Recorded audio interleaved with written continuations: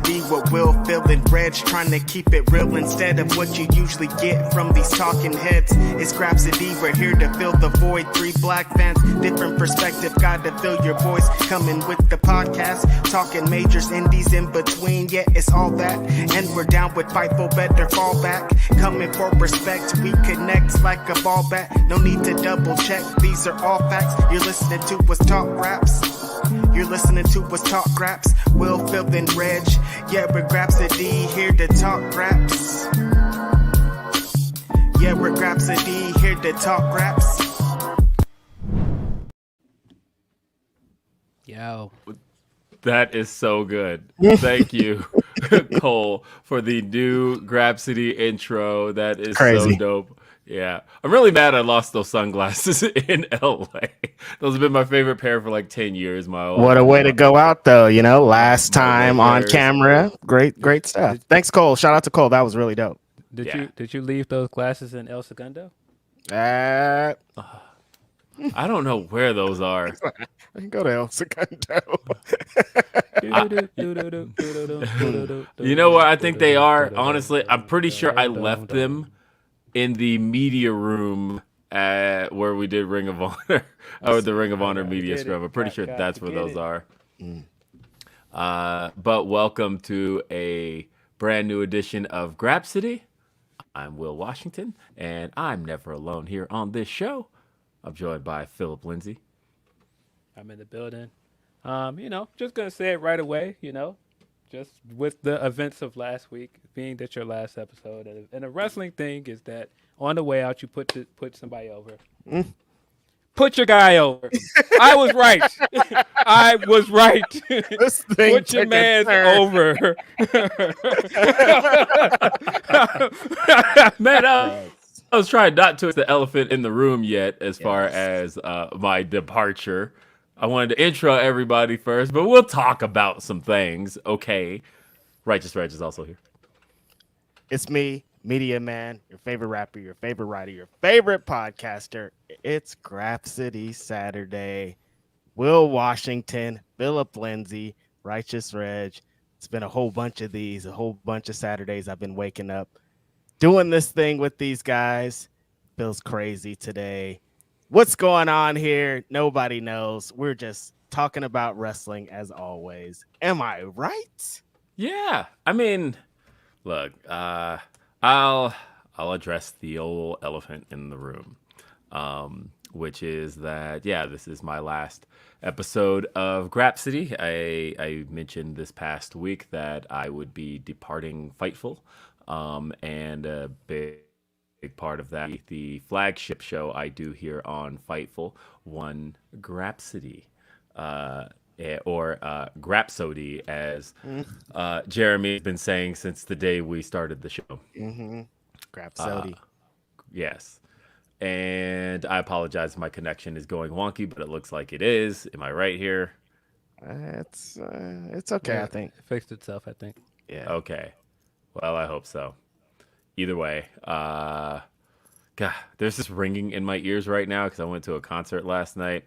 It was Sublime and Bone Thugs. It was sold out, and 10,000 people there. I mean, look, first off, I'm tired of y'all, Bone. I've seen y'all perform many times.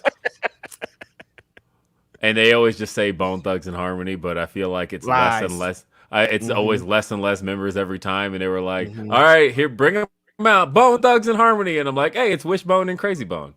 What? Oh, that's it. That is not Bone Thugs and Harmony. That's Wishbone and Crazy Bone. I know. This is Crazy Bone. What the hell's going on here? Oh, yeah, they did their two. And the funny thing was, if there's a video that starts circulating of me, it's because, look, I grew up a huge Bone Thugs and Harmony fan. And there was this dude that was recording me the whole time because I knew every lyric to every song.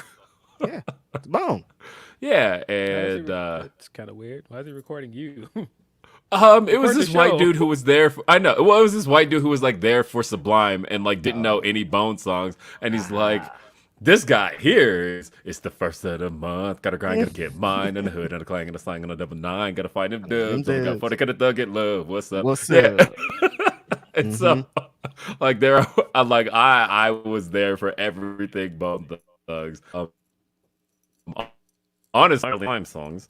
But it was a good time. It was a good time. Yeah, very 90s vibe. Everybody had on a flannel of some sort. And You know what it time was it good. is? It was good. Bunch of me's Yeah, no, inside Sublime with there, Rome. Yep. huh? Uh, it's like Reg is out in these streets if you see the flannel on. Um, but yeah, so I've got this ringing in my ears right now because it was loud. It was Red Rocks. If you've never been to Red Rocks, you have to at least one time see a concert at Red Rocks. I was actually looking around thinking like, how could a wrestling show do Red Rocks? I don't know how, but for those who have never been to Red Rocks, it's a giant outdoor amphitheater, and it is all the Red Rocks is of course a natural formation, and so being that it's a natural formation, it's you go see concerts that are like nothing sounds like Red Rocks because the acoustics are literally just the sound bouncing off of rocks, and you're sitting in this giant natural formation of an amphitheater watching people perform. If you've never seen a concert there, I recommend at least one time go see a concert at Red Rocks. Go see your favorite artist do it. Anybody has performed at Red Rocks at least once.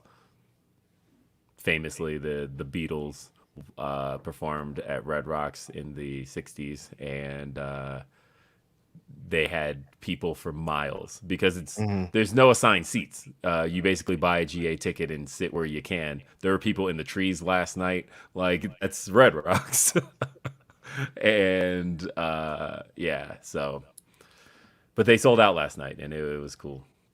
Sounds fun. Anyway, talking about the real thing. My last episode of Grapsody. I've seen people asking and speculating about what's next for me and why I made the decision to walk away from Fightful. I'm not going to address that on this show. And so I'm just going to tell people who are sending in super chats about that, that this don't please that's that like I'll read your super chats, but it's not something I'm going to answer right now. I really just want to use this episode to kind of celebrate my time with my guys, man. Like this is I have enjoyed every single Saturday I have sat here. I have never walked away from a Grapsody in a bad mood or feeling negative about this show. This is Even that episode where people thought we was beefing. yeah, no, I honestly I enjoy like good conversation and good like debates and stuff like that. Like for anybody who would ever think that there is any type of negative feeling I have ever had toward anybody on this show or this show in itself, never, not one time. And no, I've always felt positively about this show. And I've always felt positively about the audience and everything about this show. So I am ready to talk about everything. But being that this is Grapsody, don't forget that we have super chats, we have humper chats. Support everything that Grapsody support what we do here. YouTube.com/Fightful is the way to send in your super chats. YouTube.com/Fightful. Yes. And then also we have humper chats, humperchats.com. You can send those at any point. And thank you to everybody who's been sending these for the last, the oldest one is 12 hours ago. So thank you to everybody who has sent in humper chats because he doesn't make me cry today. Please don't. I've done enough of that recently.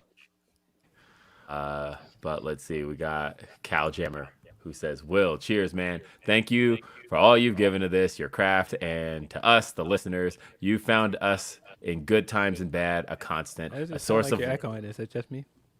I think I might be coming through Reg's headphones. Oh shit. Give me a second. I think. Because I hear myself slightly. All my things are okay, I think.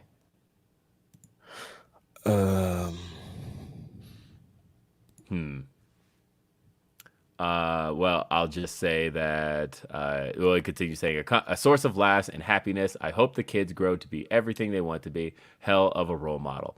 That's something I'll address on the show. I haven't addressed this yet, and I feel like it'll maybe make some things make sense. It's a tweet. I tweeted it December 7th, 2022.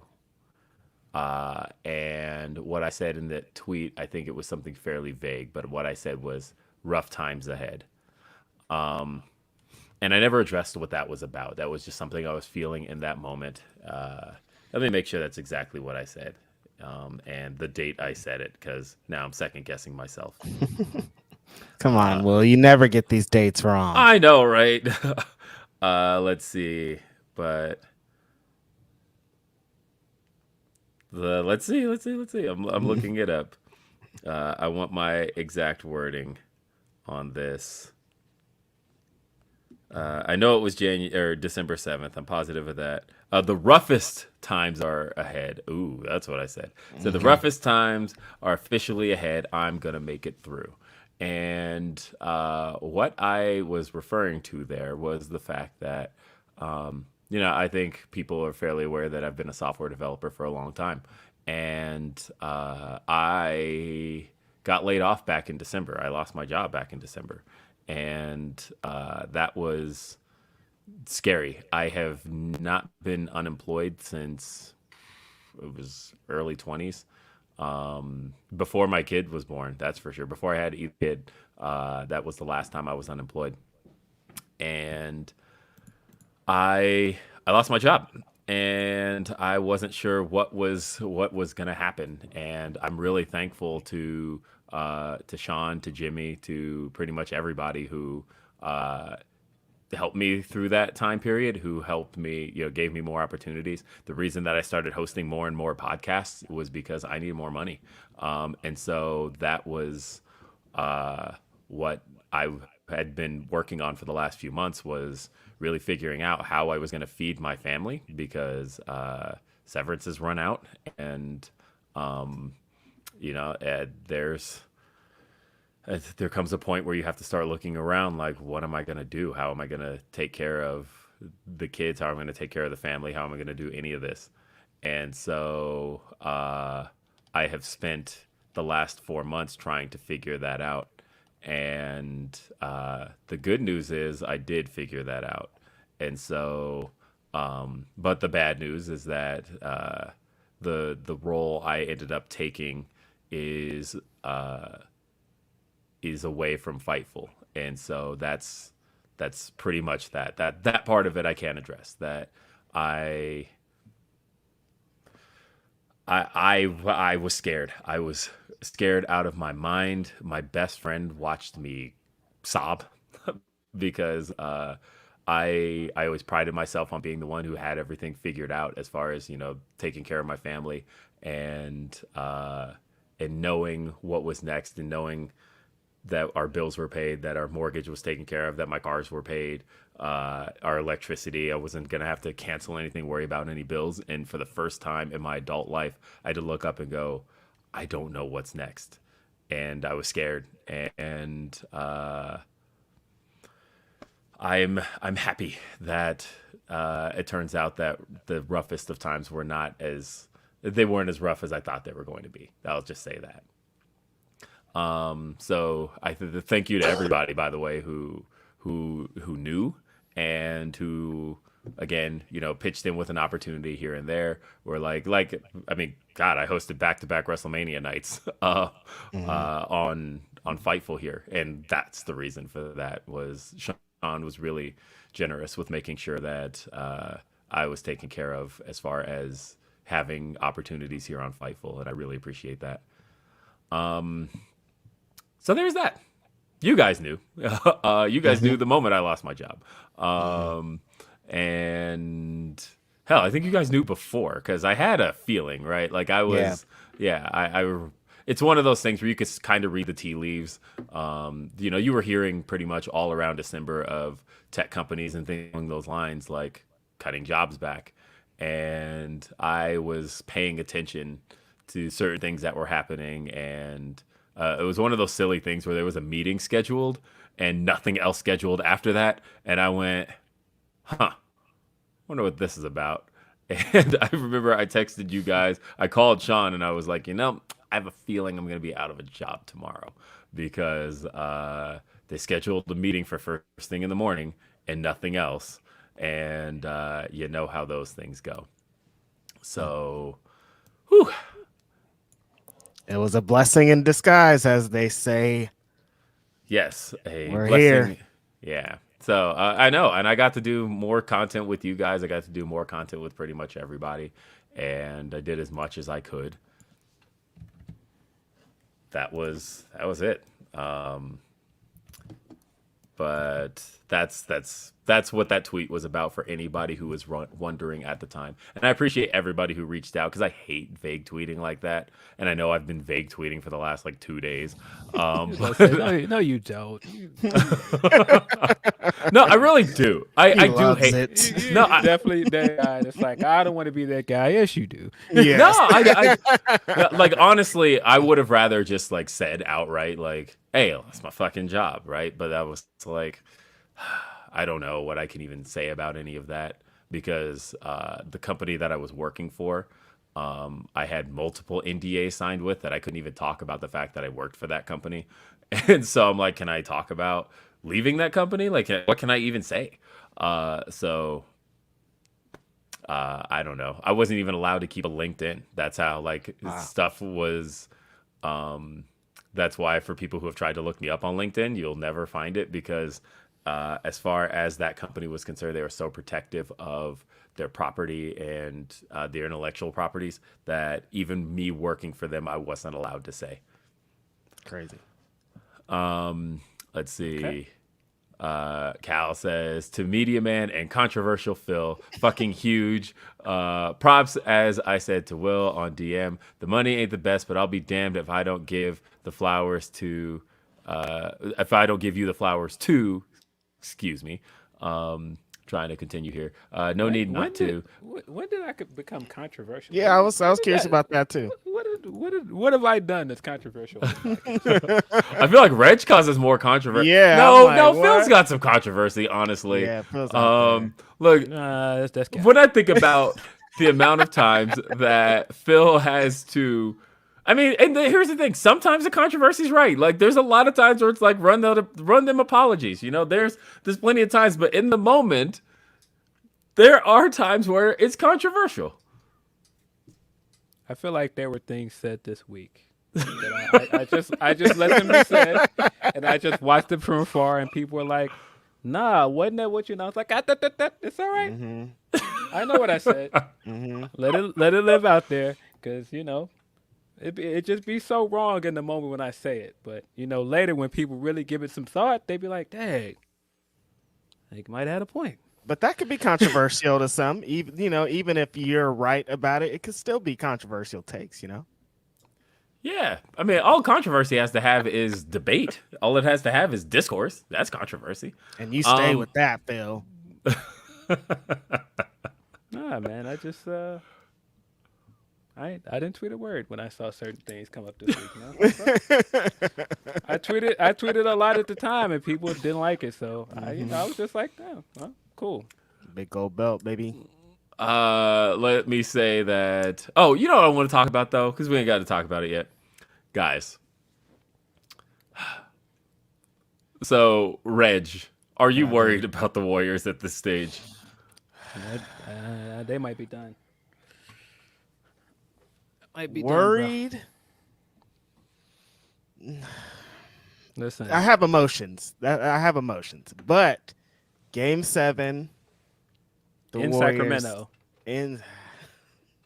But them Warriors fans are gonna fill that place up too. It's not gonna be just Sacramento fans. This has been a bad road team this year. Yeah. So much so that when they won the last game in Sacramento, I was like, that's it. Go home and finish the series. And they went home and laid a fucking egg. I think it's done. I think Sacramento's going to win now. And I think, speaking of things that I said at the time that people didn't like, I tweeted at the time that, Sacramento is the best team in California. Hey, what if the Lakers You- are though? And I'm not going to address that because if I do, then somebody will call me a hater.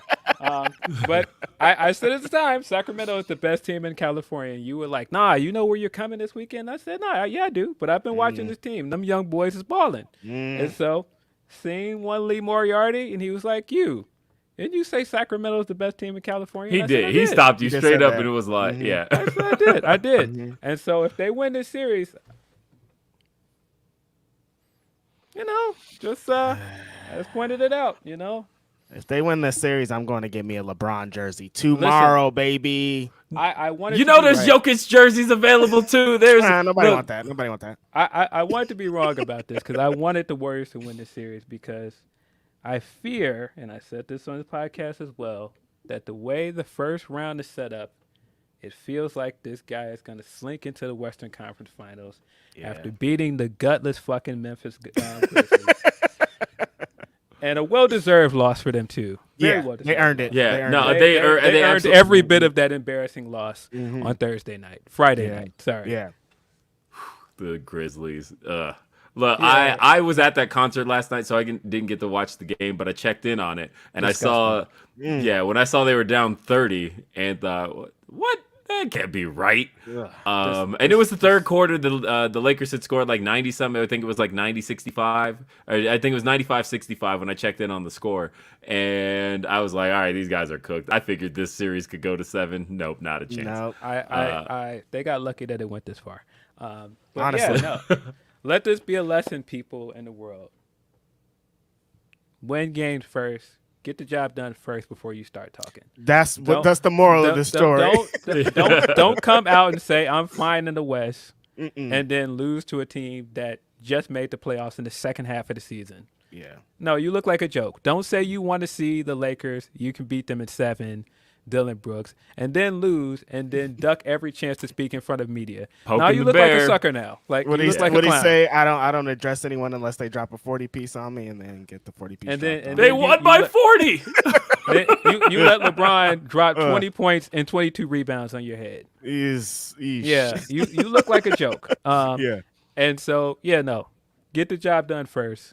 And don't show up and lose to a 7 seed when you're the second seed. But how was he even talking? He hasn't done anything. That's what drives me crazy. That's what like, you ain't got Draymond has no been saying championships. all You ain't year. got you don't got nothing to show for this. Because look at it like this, man. If Draymond loses, Draymond's still a 4-time champion. Yes, You lost, and you just look like a loser. that's it. That's what it is. You took an embarrassing loss to a team that 2 months ago wasn't going to be in the playoffs. Yeah, They've had players on the injured reserve through the whole season, but they out here. You went out sad. You let D'Lo put you out of the playoffs. Tough. I mean, good on D'Lo. It's been a fun playoffs, though. I mean, look. Yeah. Honestly, it's been really fun. Like Miami knocking off the Bucks. Who saw that coming? I definitely did not. What did I say when Blue was on our podcast? Jimmy Butler circles Milwaukee on his calendar.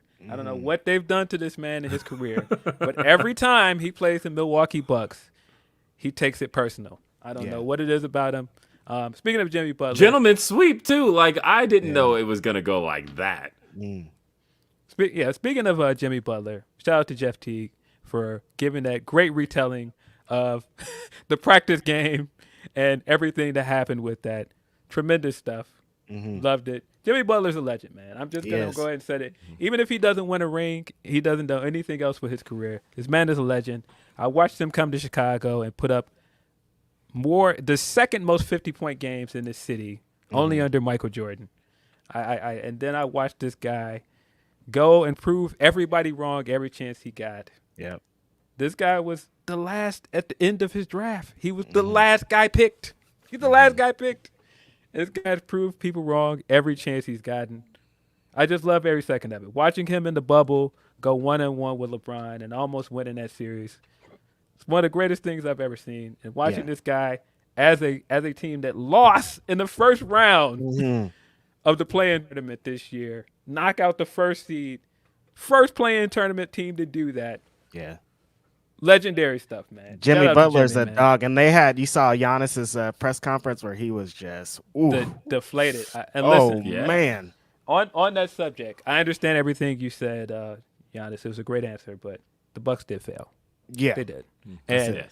and furthermore, that wasn't a bad question. It was a fair question. You did right by answering it the way you did, but it was a fair question. There's nothing Right. wrong with that question. So round 2 begins today, and For my everybody Nuggets. but Curry. Yeah. Next question, please. Yeah, but no, that brings back a reoccurring question, and this is the last time I'll get a chance to ask you for a while.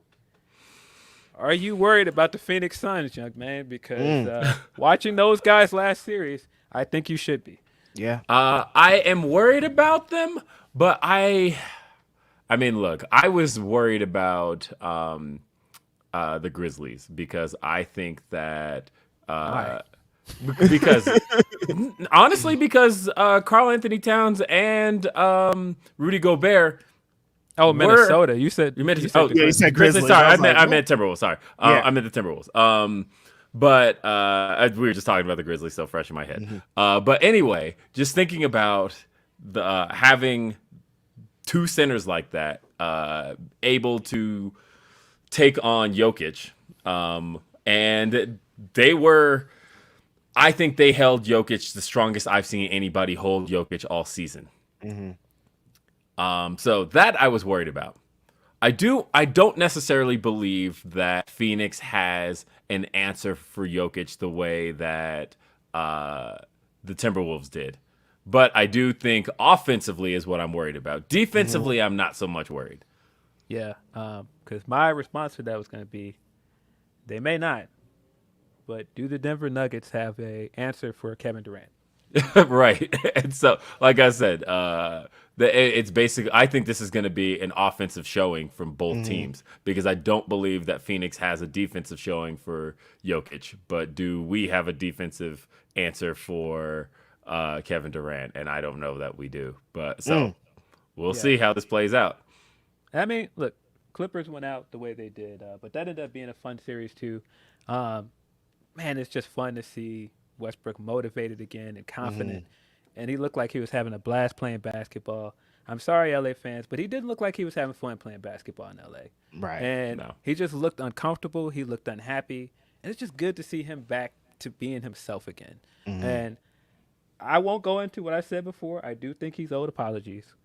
But I think the best thing out of the series was watching him go head to head with Kevin Durant in the playoff series. And just not just them jawing at each other on the court, but them like dapping it up afterwards and telling people like once and for all, like, nah, we're not beefing. It's just basketball. It was great. It was a great moment. Yeah. It is crazy to think about that Thunder squad. And like, that's like the only time I recall people like truly being in on the Thunder. And since then, it's. Thunder look pretty good right now. I think they got a bright future. They had a bright future, but I just remember like there was only one time period, and that's the time period where I feel like the Thunder had stars, and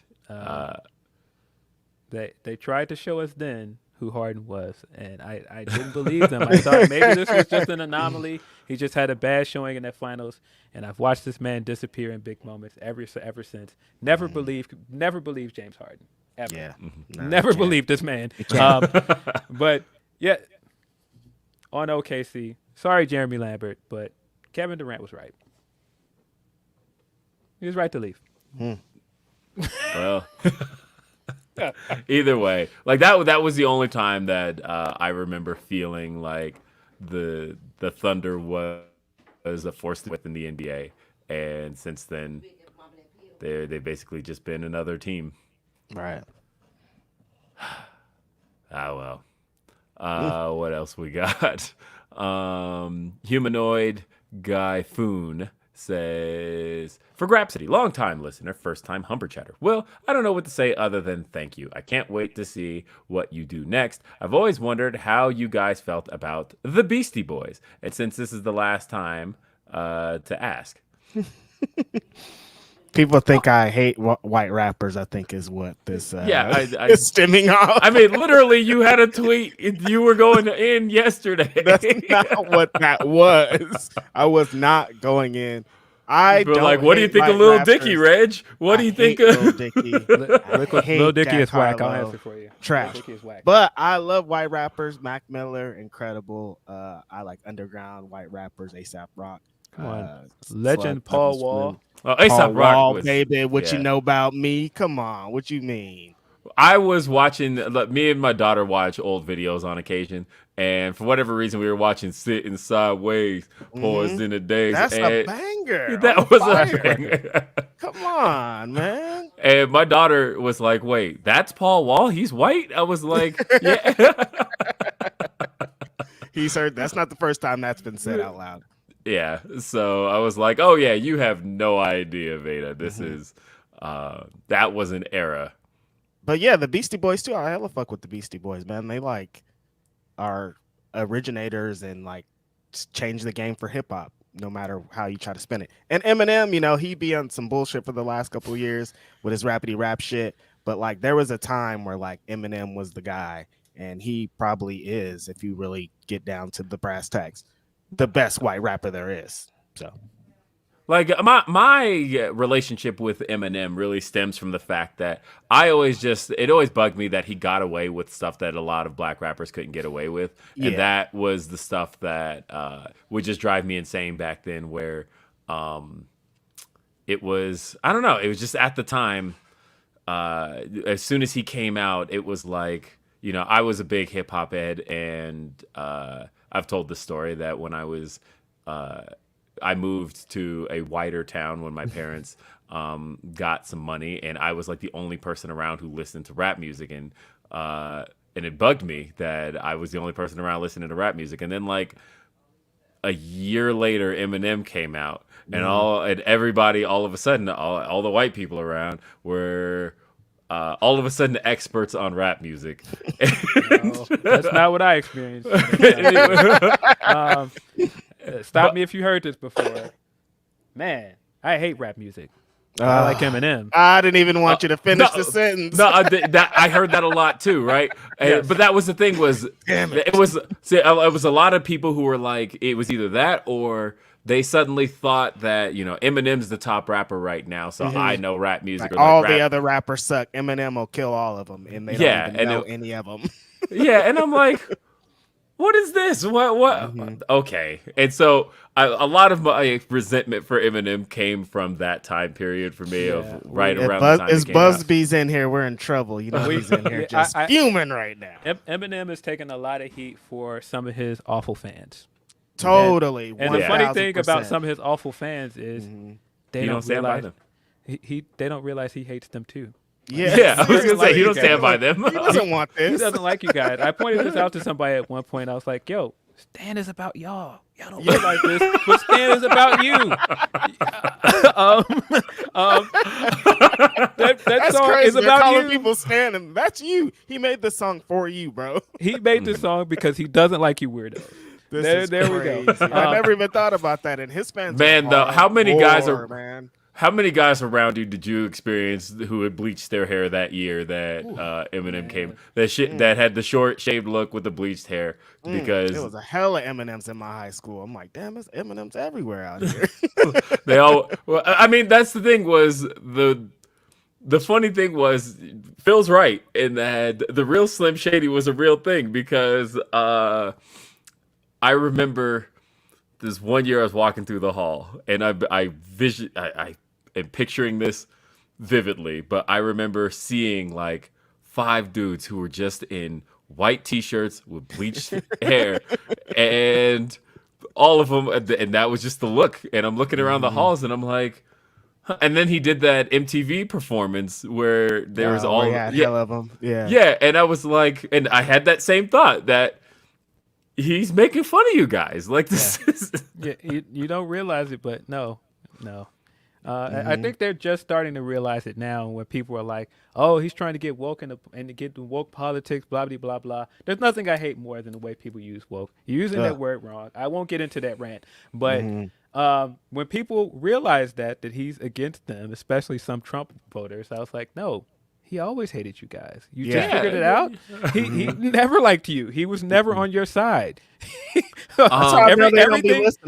Everything that he likes and everything that he's known for being like a big believer in, like him being like this big hip hop fan, like being like not just a hip hop fan, like he's like a huge hip hop fan. Like he like knows things that most hip hop fans don't know. No, he doesn't like. He's not like you. Like maybe you guys missed this, but he's not like you. Just because he's white doesn't mean he's like you. But yeah, on the Beastie Boys topic, love the Beastie Boys, man. Intergalactic is a classic record. Sabotage. I don't care how many times I hear it. It is dope. Come on, classic that's record. hard. But yeah, no, the way they used Intergalactic in the new Marvel's trailer is fantastic. Dropping the "Don't Tell Me to Smile" in there. It's a great nod to the first movie. Good stuff. We got another one. Orion Ben says, to Grapsody, currently in transit for a friend's baby shower, so I'll have to play catch up, but cannot say thank you enough to Will for sparking this 3-man power trip. As a comic sports music blurred in the wrestling space, Grapsody was sorely needed. Hashtag thank you. Thank you, Orion Ben 666. I appreciate you. I mentioned this. I mentioned this on Day After Dynamite this week, that I brought up the conversation with Life of Deem that Reg and I had at Revolution last year, and how much in the conversation Reg and I had afterward, and how much that really put into perspective that moment there, where we were in this space and why the show was necessary. And I really appreciated having that conversation because it did a lot for me. So thank you guys. And it's been amazing because pretty much every event that we've went to together, we've had a bunch of those. Like since then, like a bunch more people saying, "Oh, we need you in this space." There wasn't anything. You guys fill in the void that wasn't there, and it's just amazing to hear because pretty much what we set out to do for y'all to say back to us what we set out to do is like, damn man, this is dope. Yeah, I mean, and even us saying we set out to do certain things, I don't think any of us expected it to be as big as it was, or people honestly respond as quickly the way they did. And it's humbling. It's really cool, man. We love you. Yeah, I really do. Anwar says, Phil, please fire off your Stardom All-Star Grand Queendom takes. That show was amazing. Thanks for the year plus of entertainment. You all created something special with this show. Thank you, Anwar. Meltzer just does not want to give up them 5 stars for a women's wrestling match. He cannot do it. He's tripping. That definitely was one of the best pay-per-views of the year, in my opinion. Just start to finish, great wrestling.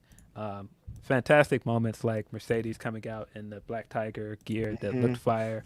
And, I mean, nod to Eddie Guerrero and just everything related to it with Japanese wrestling. But then putting the Eye of Ram on there and just noting it's still for the culture. Listen, Mercedes is a legend, man. I don't care if she lost that. Legend. I don't care if she lost that night. I predicted that she was going to lose that night because she was hamming it up for weeks. I knew this was going to be Mayu's moment, and she did great by Mayu. Came back out there. Came back out there with that huge shine around her head and still put her over. Mayu was not fucking around. Mayu was like, I'm about to win this championship, and I will kick your head into the third row to get it. Mercedes is selling, and how she was bumping in that was crazy. Like, I don't know. We haven't seen too many performances from her like this. Like, every Japanese performance she's had has been fire, like one after the other. And this shit was like some Stardom shit for sure. Yeah, tremendous heel work all the way through, from like the promo she did in the match being as obnoxious as possible, spending the first half of the match trying to put Mayu away as quick as possible with the Moneymaker, and then when she landed it, trying to get the pin over and over again because she couldn't believe she didn't win. Yeah, just really, really fun stuff. Tam getting the win from surprise. I did not think Tam was winning this match. I just knew Julia was going to retain. one of the best surprises of the night. That main Really- event was crazy. They were really great main fighting. event. Really happy for Tam because I do think people looked over Tam twice, and that was kind of the point of this, that people looked over her at Wrestle Kingdom because they were like, "Oh, when Mercedes coming in, so she's losing," and she did lose pretty quickly. And I think coming into this match, like, nah, y'all forgetting in me, and just coming out after the match and saying, "Believe in Tam," and I was like, I believe it was a great night for Cosmic Angels as well because Mina got her win as well.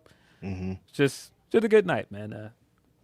And really off the good back pay-per-view. of Mercedes' loss, we got a super huge announcement about a New Japan show in Long Beach. Crazy! New Japan Strong Women's Championship pretty much being announced. Mercedes is going to be there. Willow's going to be there. I just like... One night tournament to crown a champ. It's crazy how this happens. Like Mercedes' reach, how everything, Stardom had a huge show because she's a part of it. They're basically announcing this championship because of her. You know what I mean? Like, it's crazy that her post WWE thing has went so well. Like, I mean, we all kind of expected it to be dope, but like for her to be so involved and so like she's just pushing it so hard, like you just know she wants. And like how before we started talking on this podcast, we're talking about how hard she's going for Impact and Trinity. It's like she is on a different level of doing things. Listen, there was really a point after she left WWE that people were saying she's done, she's going to go acting. If anything, even if it's not just that she's wrestling well, she's just showing how much she loves pro wrestling, man. And it's just really cool to watch. It's it's amazing, man. There was a lot of talk at the time that she left of, she doesn't need pro wrestling. Oh, she'll do fine without it. And it's almost like she's proving that maybe she doesn't, but she's going to, and she's going to do it at a harder level than she ever has. And that is commendable. And honestly, I cannot wait to see what Trinity thing gets to prove on the other side of that. I will be in the building later tonight to see her wrestle Kylan King. Let's go. Yeah, that's going to be hard. Yeah. And we'll talk about that here in a minute. We've got Tony P, who set up a monthly tip, who says, "Thank you, Will, for the idea of Grapsody, giving us a space to discuss freely. You'll be missed here, but we'll still support you wherever you go." Now, the bullshit. How many legends now regret saying they agreed with the Mania finish after Monday? I bet they still don't regret it. I think some people still enjoyed that match and that finish. I think, to me, Austin was talking from the perspective of somebody who only saw Mania and didn't watch anything prior to that.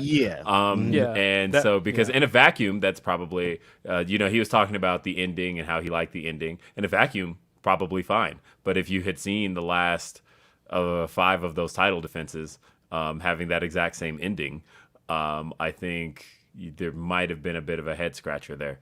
I don't know. I had a tweet that caused a little bit of controversy on that, where I had said that it's crowning a new champion without defeating Roman Reigns is a consolation prize. And I had some people arguing me on that and kind of missing the point of what I'm saying here, because they're like, well, how do you get a second? They're like, how do you get a second championship? How is this any different than, when Finn Balor was crowned Universal Champion? How is this different from when Triple H was crowned WWE or World Heavyweight Champion in 2002? I'll tell you guys how it's different. For a year, the top prize in WWE has not been the Universal Championship. It has not been the WWE Championship.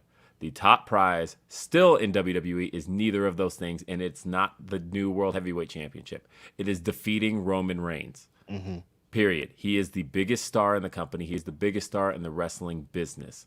The biggest thing that you can achieve right now in pro wrestling is defeating Roman Reigns. Now, by defeating Roman Reigns, the thing that comes with that is becoming the WWE Universal Champion. But defeating Roman Reigns right now is the biggest goal in the company. And because they've crowned a new champion without that happening, you've already set up a consolation prize. You set up a second place. You've set up hey, Roman can't be defeated, so therefore we've got this other thing over here. I said that, again, the thing I've been most contentious with Phil over is the fact that I don't believe Roman having both championships was a bad thing, because I do believe that the biggest thing in the company is defeating Roman Reigns. And so therefore all of that should be together. But I don't believe that a second championship should have been introduced until you took care of that. And that's the problem I have. If Cody had beaten Roman Reigns, right? If we did this exact scenario where Cody beats Roman Reigns and then Triple H draft, but then says that, Cody won the titles, he won, so he gets to keep that championship. Now we're introducing a new championship. That's fine, because at least the target of Roman Reigns is off the table now. That's been accomplished. It's been done. Now we can introduce a second championship and give guys things to fight for. But the fact is, you still have that looming over the entire roster. If Drew McIntyre one day wins the new WWE World Heavyweight Championship, he's still the guy that couldn't beat Roman Reigns, and he's a world champion, and Roman is still running around with the title. If Cody Rhodes, God, that's the worst thing possible. But if Cody Rhodes wins the WWE World Heavyweight Championship on Raw anytime in the next year, he's still the guy that couldn't get that done at WrestleMania. And I don't like how they did at the draft where Triple H was like, this belt is exclusive to Raw, and also exclusive to Raw, the person that's going to win this belt, Cody Rhodes. That's what it felt like. And it's like, Cody cannot win this belt, dude. Cody's not winning that belt. Right. And Seth Rollins is the best option only because Seth never lost to Roman. And so therefore, at least you have that to go by. But everybody else who's challenging here feels like somebody who couldn't beat Roman Reigns and is going for the consolation prize.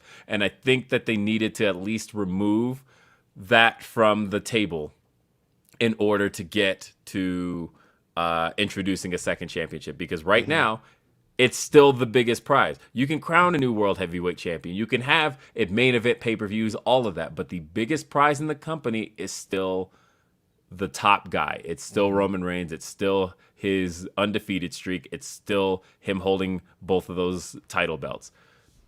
Until that's off the table, you will never have anything in that company bigger than that. And if they don't want anything bigger than that, then keep it that way. But I think introducing a new championship while that still lingers is a mistake. Are we officially talking about the new belt? We talk about the new belt. Yeah, new belt. I didn't like the way it looked at first, but it's growing on me. I think it is. I think it's the best designed world title in the company at the moment. Because at least it doesn't look like this huge billboard. I still think the W on it is a little bit ostentatious, but it is what it is. It's not as extreme as the other ones. About 2 months ago, I came on this podcast and I said, Raw kind of needs a world championship.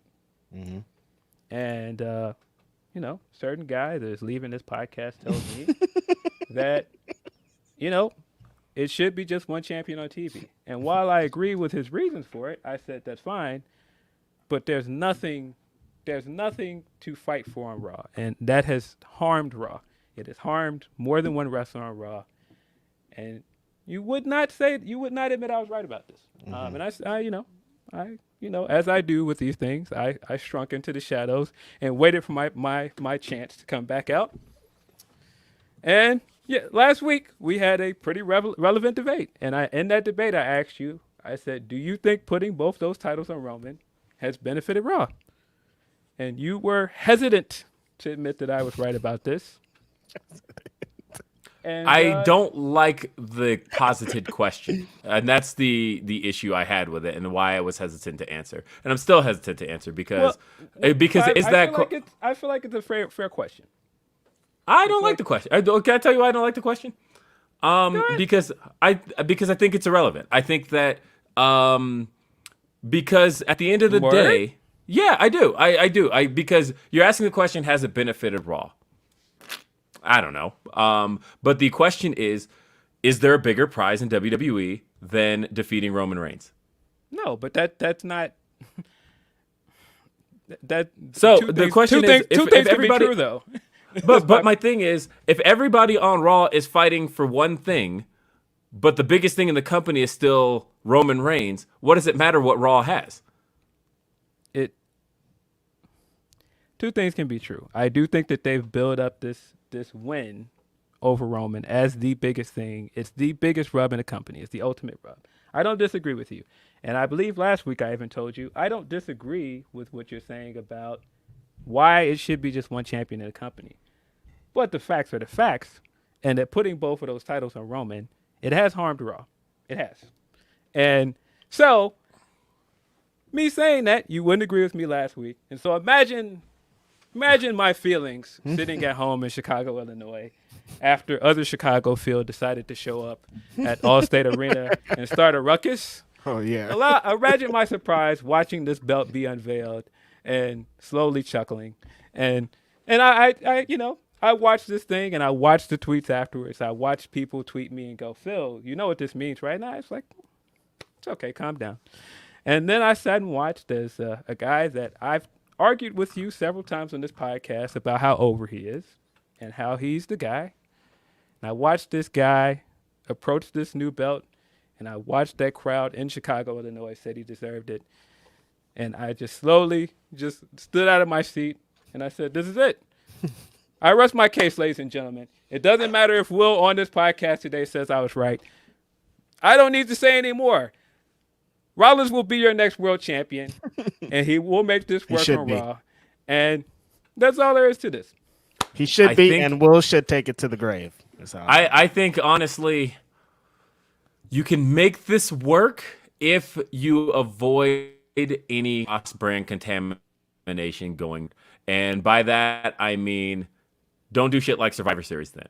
Because that was the problem I was having before with having two champions. With like, okay, yes, Raw has a champion, SmackDown has a champion. But also, here comes Survivor Series, Roman just beat Drew McIntyre. Oh, here comes Survivor Series, Roman just beat Big E. If you're going to have two champions, then let them both be two champions. But do not tell us at any point going forward that the other champion matters more. Because at that point, then, who gives a fuck what championship Raw has if you're telling us that their champion is not as good? Right. That's the problem I was having all along. Yeah. That you can't do that. I never disagreed with you. If you remember, we had a conversation about this when we discussed Black Champions, did we not? And I agree with you then. Yeah, we did. But I think that the thing where we fell apart with this conversation is you wouldn't get off your point that I agreed with and see that I was also right. You would not accept that I was right about how not having a world title on Raw has hurt it. I mean, if you listen to Rollins' promo on Monday, he sounds more motivated than he has in close to a year.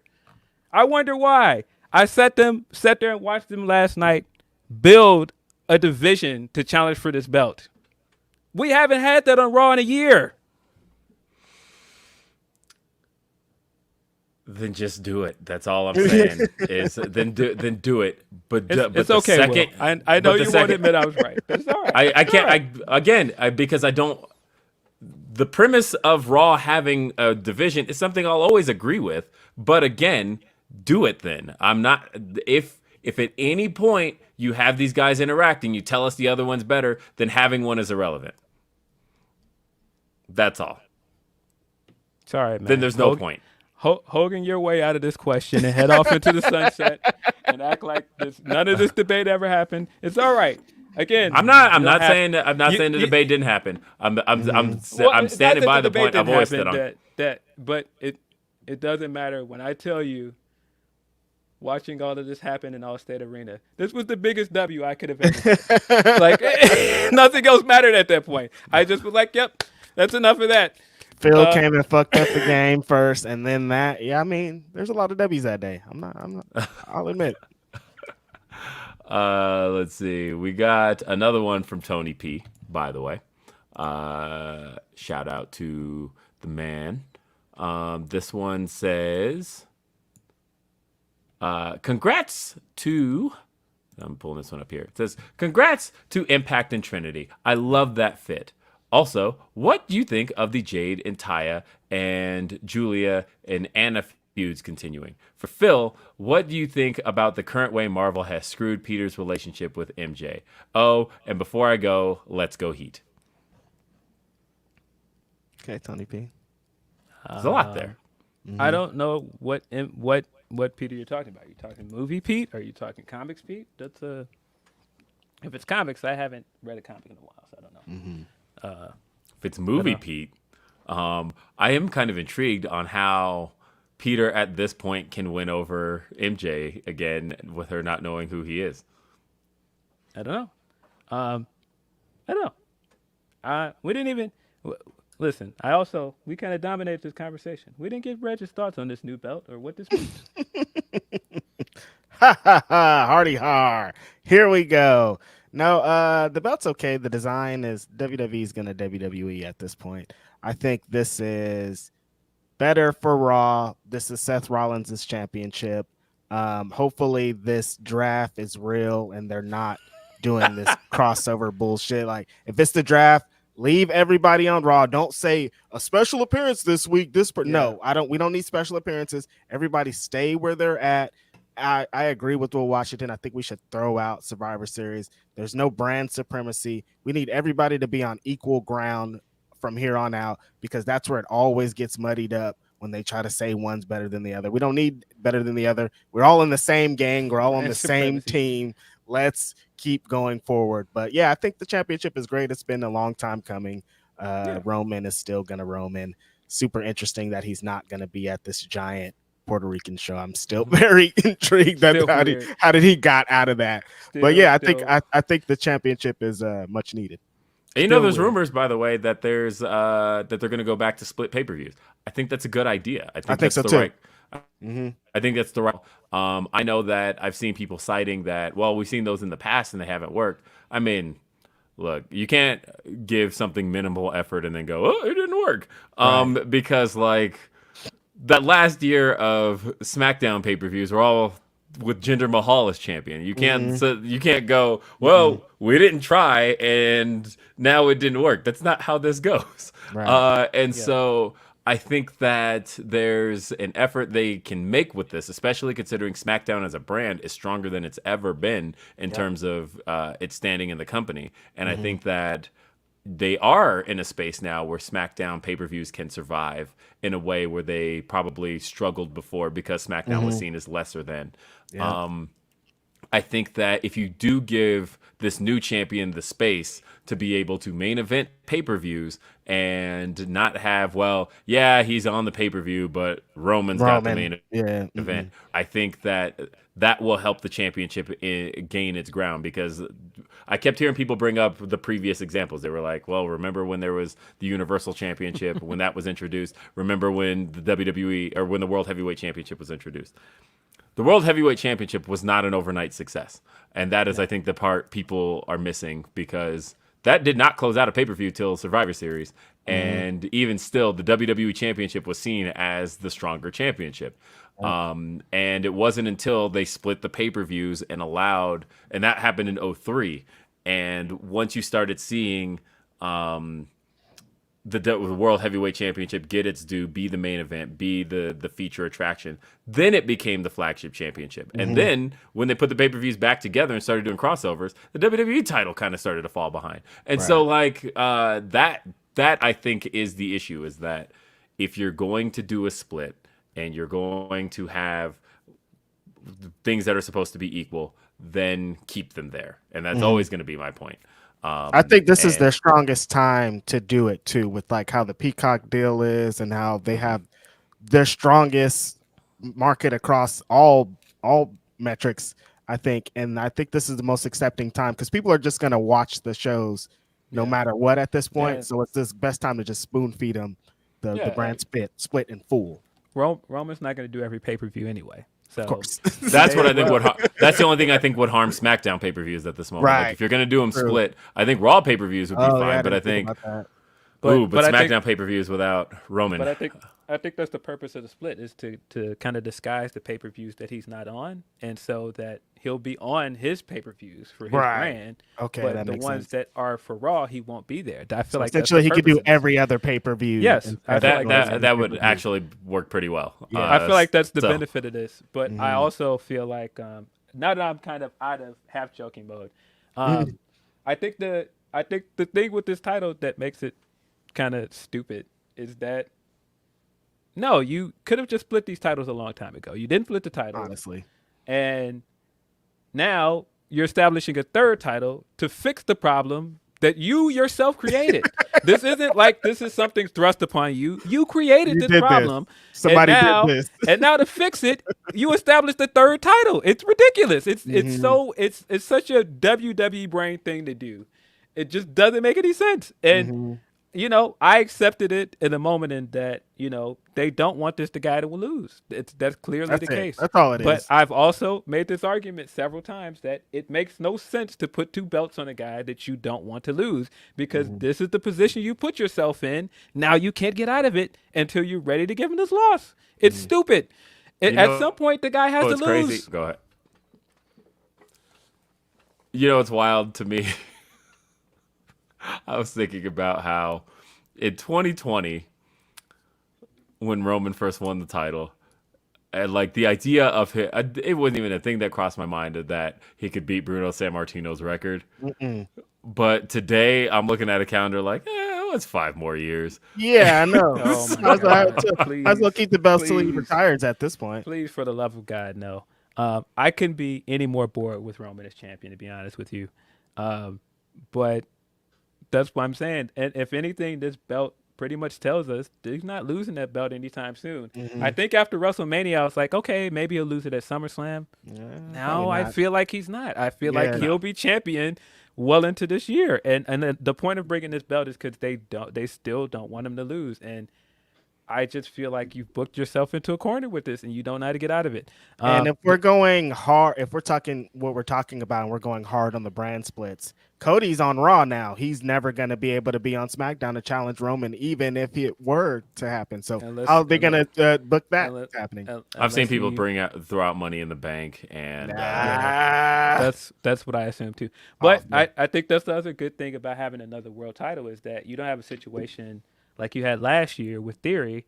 Now you have another belt that you can cash in on. And you don't have to waste it. Now, do I think it's stupid that they want to have their cake and eat it too? Yes. Do I think it's incredibly cowardly booking? Yes. Do I think that putting both titles on this guy has been creatively stifling for 2 years? Yes. I've been saying that for a year. And I don't get it. I don't get why you put yourself in a situation where now you need another belt there for other guys to go for it because you can't have this guy take one loss. I mean, like I said, just split the belts. And I thought that the funniest thing about this entire thing was Triple H giving his spiel about it and saying, yeah, Roman is that damn good. And he's doing exactly what I would do. Wait, are you authority here or not? This guy is cheating. This guy is cheating to be champion, and you're doing nothing about it. You're not going to strip him of one of those titles. No, you're just going to say, oh, he's doing a good job. Here's another belt for you guys. Don't worry about what's going on over there. That's incredibly stupid. No one has acknowledged the cheating. That's what I'm saying. Yeah, no one's acknowledging it. Like ridiculous. Like even on commentary, like immediately after he won, commentary was just like, oh, Roman Reigns does it again. Our dominant champion. And I thought, is anybody, just one person, going to acknowledge that? Adam Pearce is the authority over everybody else. He's just out making moves, coming out, disqualifying people. But when Roman's out there, he is. Yeah, I said it again this week when Cody. Well, no, that was a week ago when Cody had that pull apart with Brock, and Adam Pearce appeared and was like, "We can't do things like this here, Cody." And I was like, "Hey, why don't you ever show up when Roman does anything? You don't do anything about nothing this guy does. Are you authority here or not?" I'm over Roman as champion. I hate the way they book it at this point. I'm bored of it. I'm even bored of the Bloodline stuff at this point. And I enjoyed the Bloodline stuff a lot. I think it was the best storyline in wrestling at one point. I'm just ready for it to end. How was that match? I missed the main event. Did Sam and Kev go over? Yeah, and there's intriguing stuff there because I like the ending with the Usos losing and the look on their face of, oh no, Roman's gonna kill us. Like there's intriguing stuff there. Been doing that for almost a long time. But like this again is still a story that could have been told without the championships. And and so I'm still feeling like I'm still not seeing why Roman is champion. He doesn't have a contender set up. No. And Not at everything work. that's happening is still within the bloodline. I've still yet to see why he's champion right now. And Man Numbers, hasn't been big on dog. TV in almost a month. like my guess is that they're gonna have Bobby Lashley challenge him at Crown Jewel, or not Crown Jewel. What is the pay-per-view? Night of Night of Champions. Champions. And so Yeah, I mean, that makes sense. But then at that point, Then Lashley's just that's it. yeah, I mean, I thought the thing that was also telling, and again, part of the reason why I'm excited about this World Championship. Hey, they were like all this cool stuff that was happening on SmackDown, like Gunther being a good champion and building his way up to be a main eventer. Let's move that over to Raw so that he can actually challenge for a belt that people can believe he'll win. Let's move these other guys over there to be contenders. All these other guys that can lose to Roman, let's just put them on SmackDown. Bobby Lashley, you go to SmackDown. AJ, yeah, you can take a loss to him. You go over there. That's why I'm like, no, the thought of us possibly getting Seth as champion and getting like Nakamura to challenge for that belt, that sounds cool. Great. Yeah. The thought I can't of believe that Gunther Nakamura match that got set up last year, by the way, with Roman is never happening. ever It's over. happened. Ever. And that's why, again, SmackDown where world title feuds go to die. And Yeah. That's why, that's why it's like, hey, come over here to Raw where you can actually do things where we'll actually let people lose. Listen, somebody has to lose sometimes in wrestling. It's fine. That's what it is. It's fine. Two things. You either win or lose, and a lot of people have lost, and they're going to continue to. Someone has to lose in the match every time. There's never a match where no one loses. Yeah. Let's keep going with the super chats. Jennifer, big donation from Jennifer. I appreciate you. Thank you so much. All the love to some of the best voices in the space. Will, you are going to be missed. Reg and Phil, we got you. Adore all of you. I love the community you have built and the friendship you have. Thank you for Grapsody, gents. Thank you, Jennifer. Thank you, Jennifer. That's dope. And I'll say this: as far as the friendships are concerned, that's going nowhere. Yeah, that's the same. That like I was just telling Phil earlier that our group chat is like one of the funniest parts of my day, and sometimes I need that. And Definitely. and how We definitely got on the phone and yelled at each other this morning. let's Yes, see. guys. Chris says, I've always believed in showing support through actions. I know this podcast would be worth supporting because you're all great. So I wanted to set up the Jade interview as a way to show my support. Good luck to all three of you. Much love, Will. Chris, that was one of the biggest opens that this show, that we hadn't done an interview with anybody signed at that point. And so when Chris set up Jade Cargill to be on our show, that pretty much opened the gates for AEW talent to start appearing on this show. That was it. And Chris, People were mad when we got that interview, boy. I tell you. And listen, there were people that said things about how we got that interview. You know, we don't have to get into it. But no, what actually happened is a friend of the show, Chris, helped us out. Yep. Chris is a good dude. Is always been a good dude. He's helped me out and he's done me solids, man. I wouldn't be at Bleacher if it wasn't for Chris Mueller. Yes. And so, yeah. nah, man. Don't believe the hype coming from certain people that are haters. Atlas Earth says, just Will, best of luck in his future endeavors. Guess I can ask a question. Other than AEW/WWE shows, what shows are you looking forward to later this year? Like Himouru's American JR Festival or Junior Festival or yeah. the All Together show for All Japan, Noah, and New Japan. You said other than AEW or WWE shows. Yeah. Impact usually does well with Bound for Glory. It's usually, and that's going to be in Chicago this year. I'm probably going to go. So I'm looking forward to that. Definitely looking forward to the G1 this year. I feel like this is Ospreay's year to win. Oh, they just announced the Best of Super Juniors lineup too, which is super hot. Shout out to the homie Jet Kevin Knight. Also, my double God. shout out to the homie Jet Kevin Knight for his victory this week, winning the IWGP Junior Heavyweight Tag Team Championships with Kushida. It's like I just had a conversation with Kev when they were here for the San Jose show, and just like knowing how hungry someone is and knowing like the work that they put in, and then for them to get this opportunity with the Japanese legendary tag team championships. Shout out to the homie for killing it. And now he's in the best of the Super Juniors, along with the homie Leo Rush, along with the homie Speedball Mike Bailey. This is going to be some hot shit. I'm super excited about all the homies getting their shit off. We got another one from Life of Deem. Brought him up earlier. He says, for Grapsody, thank all three of you for being a representation for people like myself. Will, good luck with whatever you do next. I'm going to support anything that comes next. Thank you. I appreciate that. Thanks, Dean. And we got two from Hamlet. Hamlet says, Will, if you could be the new Zordon for Power Rangers, would you do it straight or do it with your Booker T voice? You mean like Booker T voice? Hold on. What did he say? Alpha. I think Rita got up out of there.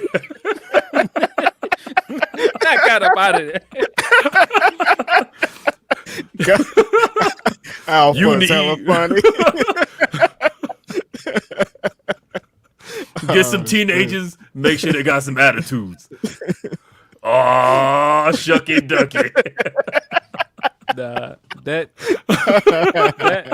meme going around of Terrence Howard as Zordon is still one of the funniest things. Yeah, ever. Like, definitely. Rangers, man. Rita's back.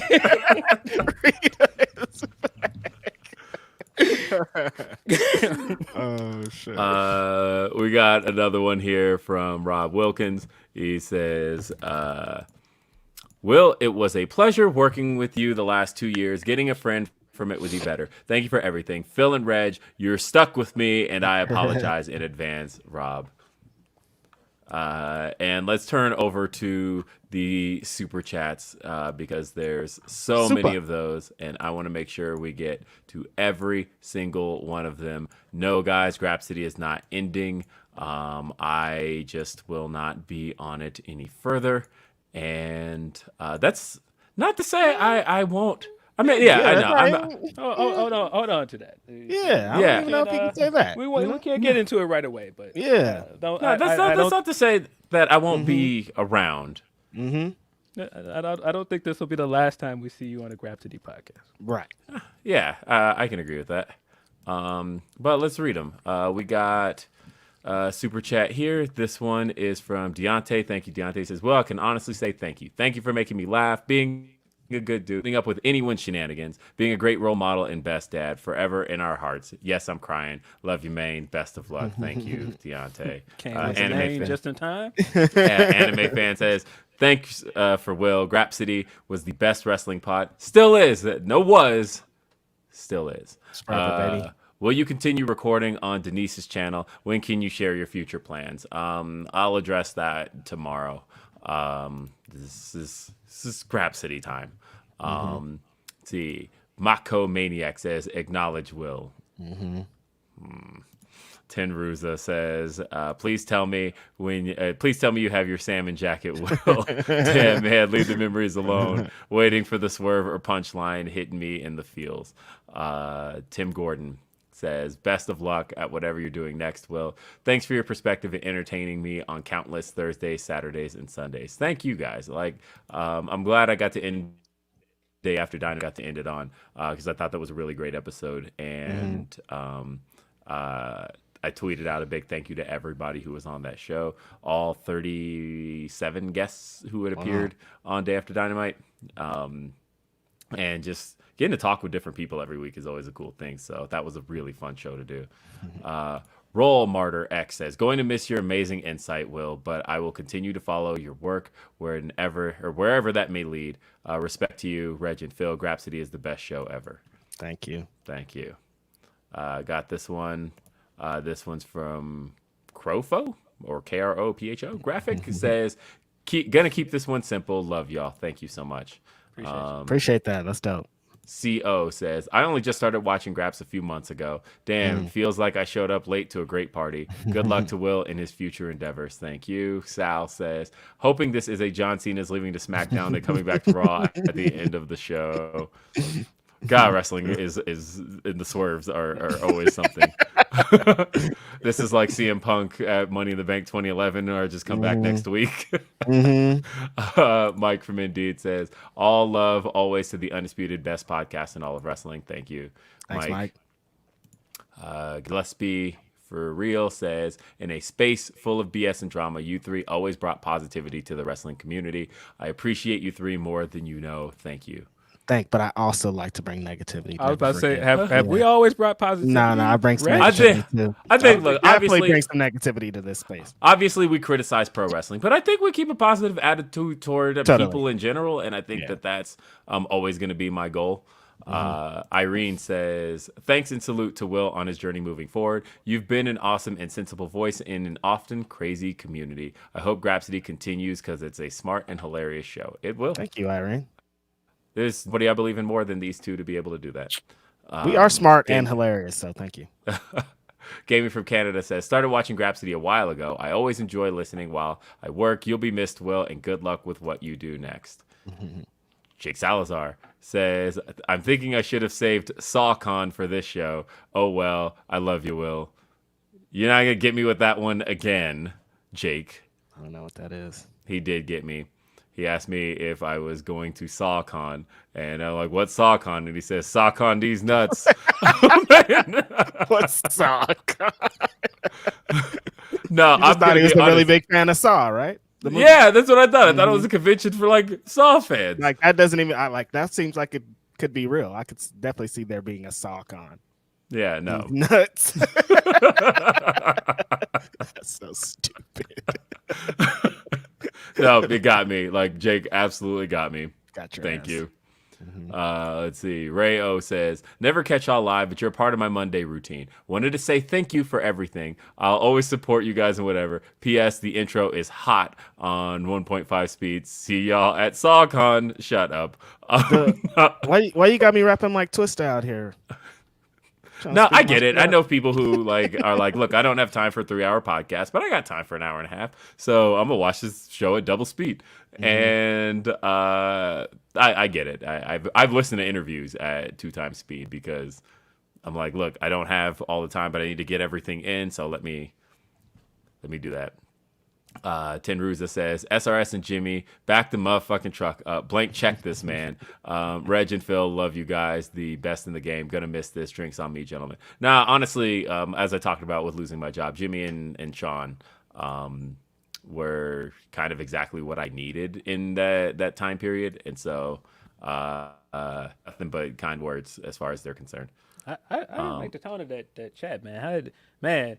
Blank check this, man. Hey, thanks, Phil and Reg. They're like, "What? Yeah, Can we get the blank check? Man, What is this, man? It means some money. We like money too. Shy Town Spur says, "If this is the last OG Grapsody," I suppose that's the way to put that, I just want to thank all three of you. By far my favorite podcast. It's been an absolute pleasure to listen to you gentlemen together, Pippin, Jordan, and Rodman of Wrestling Pods. Who is I'm Rodman. I think Reg is Rodman. As much as I like that analogy, and we know how I feel about certain guy. No, Will took his talents to Fightful. He came over here as a LeBron of our podcast. Let's go. He got it. Yeah. He got it. He went and got a kid from Chicago LBJ, and a dreadhead baby. from somewhere else and Yeah. made a big three. You did. Let's go, LeBron. Okay, I'm in for this. I made 3. That's really good. You did it. Let's see. Rodney Jorge says, "I'm just here for the food. Love you, Will." Thank you. Great feedback on the intro, by the way. Let's see. Big Hero Chris says, "Phil on his all-star game. D-Rose swag in the intro." Man, Southside. When I saw that and people were like, "Why is he throwing shade at those guys?" I was like, "No, I understand it, man. We're from the same place, man. Yeah. We're from the same place. I understand, Derek, man." Shot-town boy. Shout out to Derek getting that standing ovation coming in the game the other night, man. Yep. Well deserved. Cole, who created the intro, says, "Much love, y'all." Kate Appreciate you, says, Cole. "Just love. Proud of y'all." Thank you, Kate. Shout out to all my podcast co-hosts being in here. Love y'all. Last year says, "All the best to you, Will, and make sure we see Hikaru Shida more on TV once you book Collision together with TK." Wink, wink. Eloquent says, all the best, Will. You'll kill it whatever you do, for real, for real. By the way, did you ever send back that Wolfpack shirt, LOL? They let me keep it, and then I got sent 2 more that are corrected. And okay. so you'll never see that shirt again. And that is, I mean, like, Right in the it's now garbage. like my new workout t-shirt. And so I'm actually sitting on 3 Wolfpack shirts right now.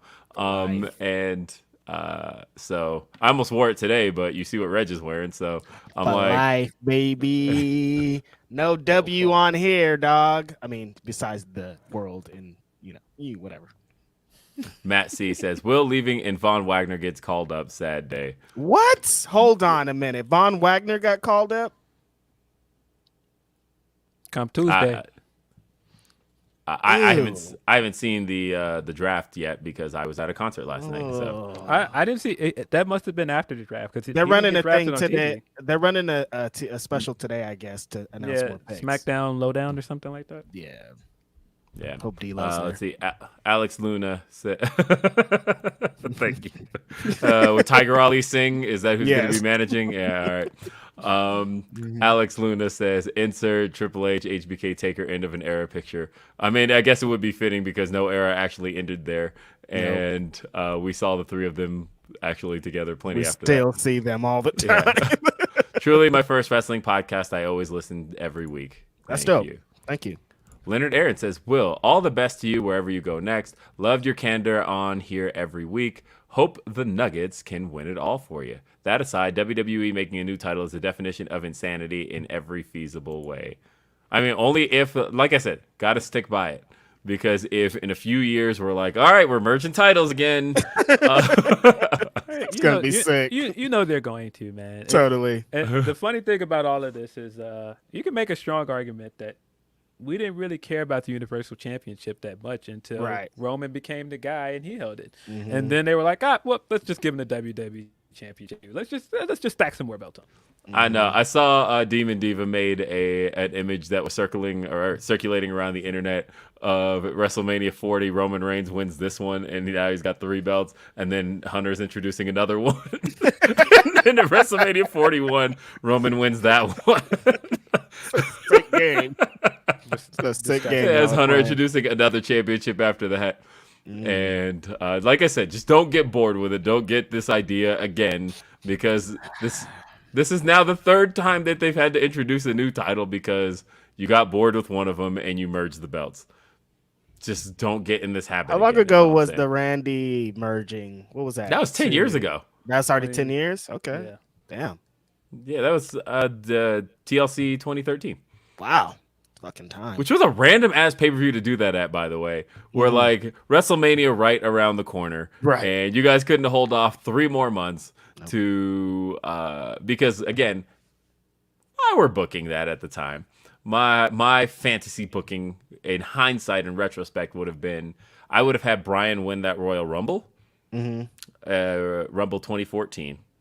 The one that everybody wanted him to win. Yeah. And so you have 2 champions set up. Randy Orton, the WWE champion, John Cena, the World Heavyweight champion, and Daniel Bryan, has unfinished business with both, and he becomes the first person to challenge for both championships. And that's where I would have merged the belts. Where at WrestleMania, just a few months later, the triple threat, except instead of Batista in it, you have Cena in it, and it's Cena, Orton, and Bryan, and then Bryan wins both titles, celebrates with both, and that's the merger moment, as opposed to at TLC in a match where Cena went through a table and clipped it by the corner and barely went through it, and that's how the titles were merged, and barely anybody remembers that. Classic. But anyway, Garrett says, thank you for everything, Will. Chaos Control says, even though we're sad you're leaving, beyond happy that you were able to find your path you are heading down. Thank you so much. WrestleJoy says, all the love. Big donation from WrestleJoy. Thank you so much. Ooh. WrestleJoy. My God, Wow. thank you. Thank I you. really That's appreciate awesome. that.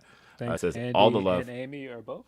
Mhm. Whichever. Yeah, just thank you. Thank you for all the amazing. wonderful moments on Grapsody. I really appreciate that. And again, like I said, this was the first time I really talked about having lost my job. And like literally 2 weeks ago, here's a little personal story. 2 weeks ago, my daughter, I posted the video of her dance performance from a few weeks ago. And look, I was toot my daughter's horn, but it's my daughter. But you could clearly see by watching that video that she was just a cut above everybody in there. And there's a dance academy that's been after her for a while and wants her in it. And I want her in that dance academy. And I looked up and went, how the hell am I going to afford this? And that like 4 months ago would have had no problem. But I was looking around like, what the hell are we going to do? Like, am I now at a point where I can't allow my daughter to be in the best environment for what she needs to do? I mean, for what she does best, which is dance, because I can't afford it. And, you know, I remember those days because, like, look, I didn't grow up with money. And there were times where we were broke and living check to check. And I remember those days, and I remember what that felt like as a kid. And I kept thinking, like, God, I don't want that to fall on my kids. And I'm glad to have figured that out finally. So Trent Beretta in a do-rag says, really, Trent Beretta in a do-rag? Why has he got a purple do-rag too? What is... Random. It says, shout out to you guys. You guys got me through many Saturday nights at work. Best of luck to you, Will. Thank you. Ten Ruza says, wish you let us know about that, Will. We all love you and would have supported you so much. I didn't want to do that. I didn't want to. I wanted to figure it out, and I know there were a lot of people who were just very willing to support and do all of that, and I very much appreciate that. Thank you. But I don't know. I needed to figure it out, and I've spent the last doing so. So there's that. Thank you, though. I appreciate it. Aaron Busby says, shout out to you, Will. Happy for you and your next endeavor. Happy things worked out in your favor. Gonna miss you on the show. Thank you, Aaron. Let's see. Wildebeest says, from 130-something Power Rangers loving Sting fanboying, Dynamite watching, Supersonics NBA Jam playing, Mariah Carey singing, Ric Flair wooing William to another. Best of luck to you on whatever you do next. You've made a fan for life. Wolfpack baby. When I saw that, I immediately thought of Jack Nicholson and anger management. Wildebeest. No, honestly, I gave Wildebeest credit because I don't know how I never thought of the name Wildebeest. I mean, it's Wildebeest. Like, I love Wildebeest. I see. Yeah, his name is Will. Like, no, honestly, you keep that because the fact that I never thought of that, you need to run with that. That is great. See what this guy did? He goes, no, you keep that cool name that you came up with first. Like, I'm not gonna take it from you. That. I'm not gonna steal it. I think it's great. Like, I'm not like, damn, that is fire, and I'm gonna pretend like I've never heard of this before. Yes, I'm gonna keep my creation, bro. No, it's great. No, I'm saying like run with it. Like, put that shit on t-shirts. Like, if you said 30 something, if you didn't decide to like become a pro wrestler at some point, like you need to. Like, are you kidding me? Wildebeest is the best thing I've ever heard. Gotta trademark that shit. Somebody gonna take it. No, honestly, like Powerhouse Hobbs. Like, if he didn't have Powerhouse Hobbs, Wildebeest is really good. Don't make me send that text message. Hey, what you think about Wildebeest? Come up off that. You'll be watching QTV next week, and they'll be like, "Oh, Wildebeest is here." Wildebeest gonna be mad as hell.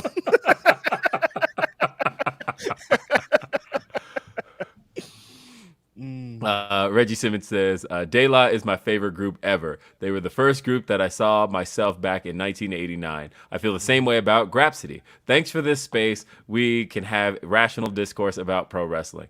Man, to be compared to De La is... That's amazing. Insane. That's amazing. I appreciate De La's that. the best. De La's the greatest. So is Grapsody. Jake says, Dylan Brooks' existence is embarrassing. He going out sad. Nah, nah. All of the pictures that have come up of him doing that goofy dance in the hallway now. Yeah. It looks crazy, man. He going outside. It looks real crazy. At least Ja was a good sport. Yeah. People that brought up, him saying, I'm finding a way at the West. He made jokes of it. He made jokes in the hallway going out and going back in the locker room. And that's what you should do as a leader. You got to stand by the trash talking you're doing. So shout out to Ja, man. I think he's handling it really well. Yeah.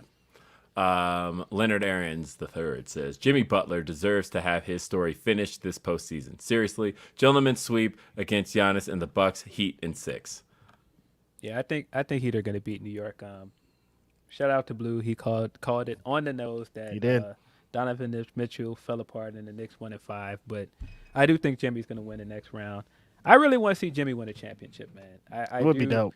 And I don't think it's going to happen, but at least not this year with that team, but I want that guy to get a ring, man. He needs some help. He does. Kyle Lowry ain't it. Jake Salazar says, I truly believe Jimmy lost that game on purpose solely to play and beat the Bucks. I mean, Yo, losing to Atlanta on purpose is wild. want to get in Milwaukee's ass. Nah, I don't want to play Boston. Now let me get the Bucks. I mean, maybe. Oddly enough, though, it's worked out if that was the case. Worked out. Yeah, right. Let's see. Crap. I just scrolled past all of a bunch of super chats, so I got to scroll back up. My bad. Scrolling. Yes. And Jesus, where is my bad, guys? I didn't mean to do this, but I'm trying to get back to the super chats. Almost there. Man, we've got a lot. I'm sorry. Shout out to everybody. Appreciate yeah, y'all. seriously. Shout out everybody. You guys are making this Y'all a came lot out for easier. Will Washington's going away party. Here we go. Here's one from my old BFF, Denise Salcedo. Oh, there she is. My favorite Grapsody memory, the Jack in the Box drive-through. Inside joke. You had to be there. P.S. Go Lakers. Denise. You had me until that Yeah, last you can part. keep the end part. Yeah. No. Puerto Rican Ramon is one of the greatest things ever. I forgot what she was talking about. Now I just remembered. That's hilarious. Puerto Rican Ramon. Puerto man. Rican Ramon. So good. Yeah. The four of us in the Jack in the Box drive-through was a good time. Thank you, Denise Salcedo. Thanks, Denise. Let's see. And as far as Go Lakers is concerned, look, I can't. there is a piece of me that feels that if the Nuggets can get past the Suns, ending up at the Lakers is poetic, isn't it? Alex English couldn't get past Magic Johnson. Carmelo Anthony couldn't get past Kobe Bryant. Jokic could not get past LeBron James. It seems like the Nuggets' biggest roadblock every single time we get a good playoff run is the LA Lakers. If the Lakers win the championship, we got to fight somebody. Something's going on here. I don't know. The script writers are tripping out here because that's just. Yeah, it's only poetic if they win. Yeah, I mean, that's it. I would say, like, if we got to the Western Conference Finals again and against the Lakers again and finally are able to slay the dragon that is the Nuggets' kryptonite, especially considering in the bubble, we, of course, faced the LA Lakers, for those who don't recall, and it was AD with that game winner that eliminated the Denver Nuggets. In the bubble. After Jamal Murray had in the bubble. Jamal had the playoff bubble run of his career. That's the reason playoff Jamal exists. MJ Johnson says, as a Bucks fan, I told everyone before the play-in, I hate playing Boston and Miami. SMH.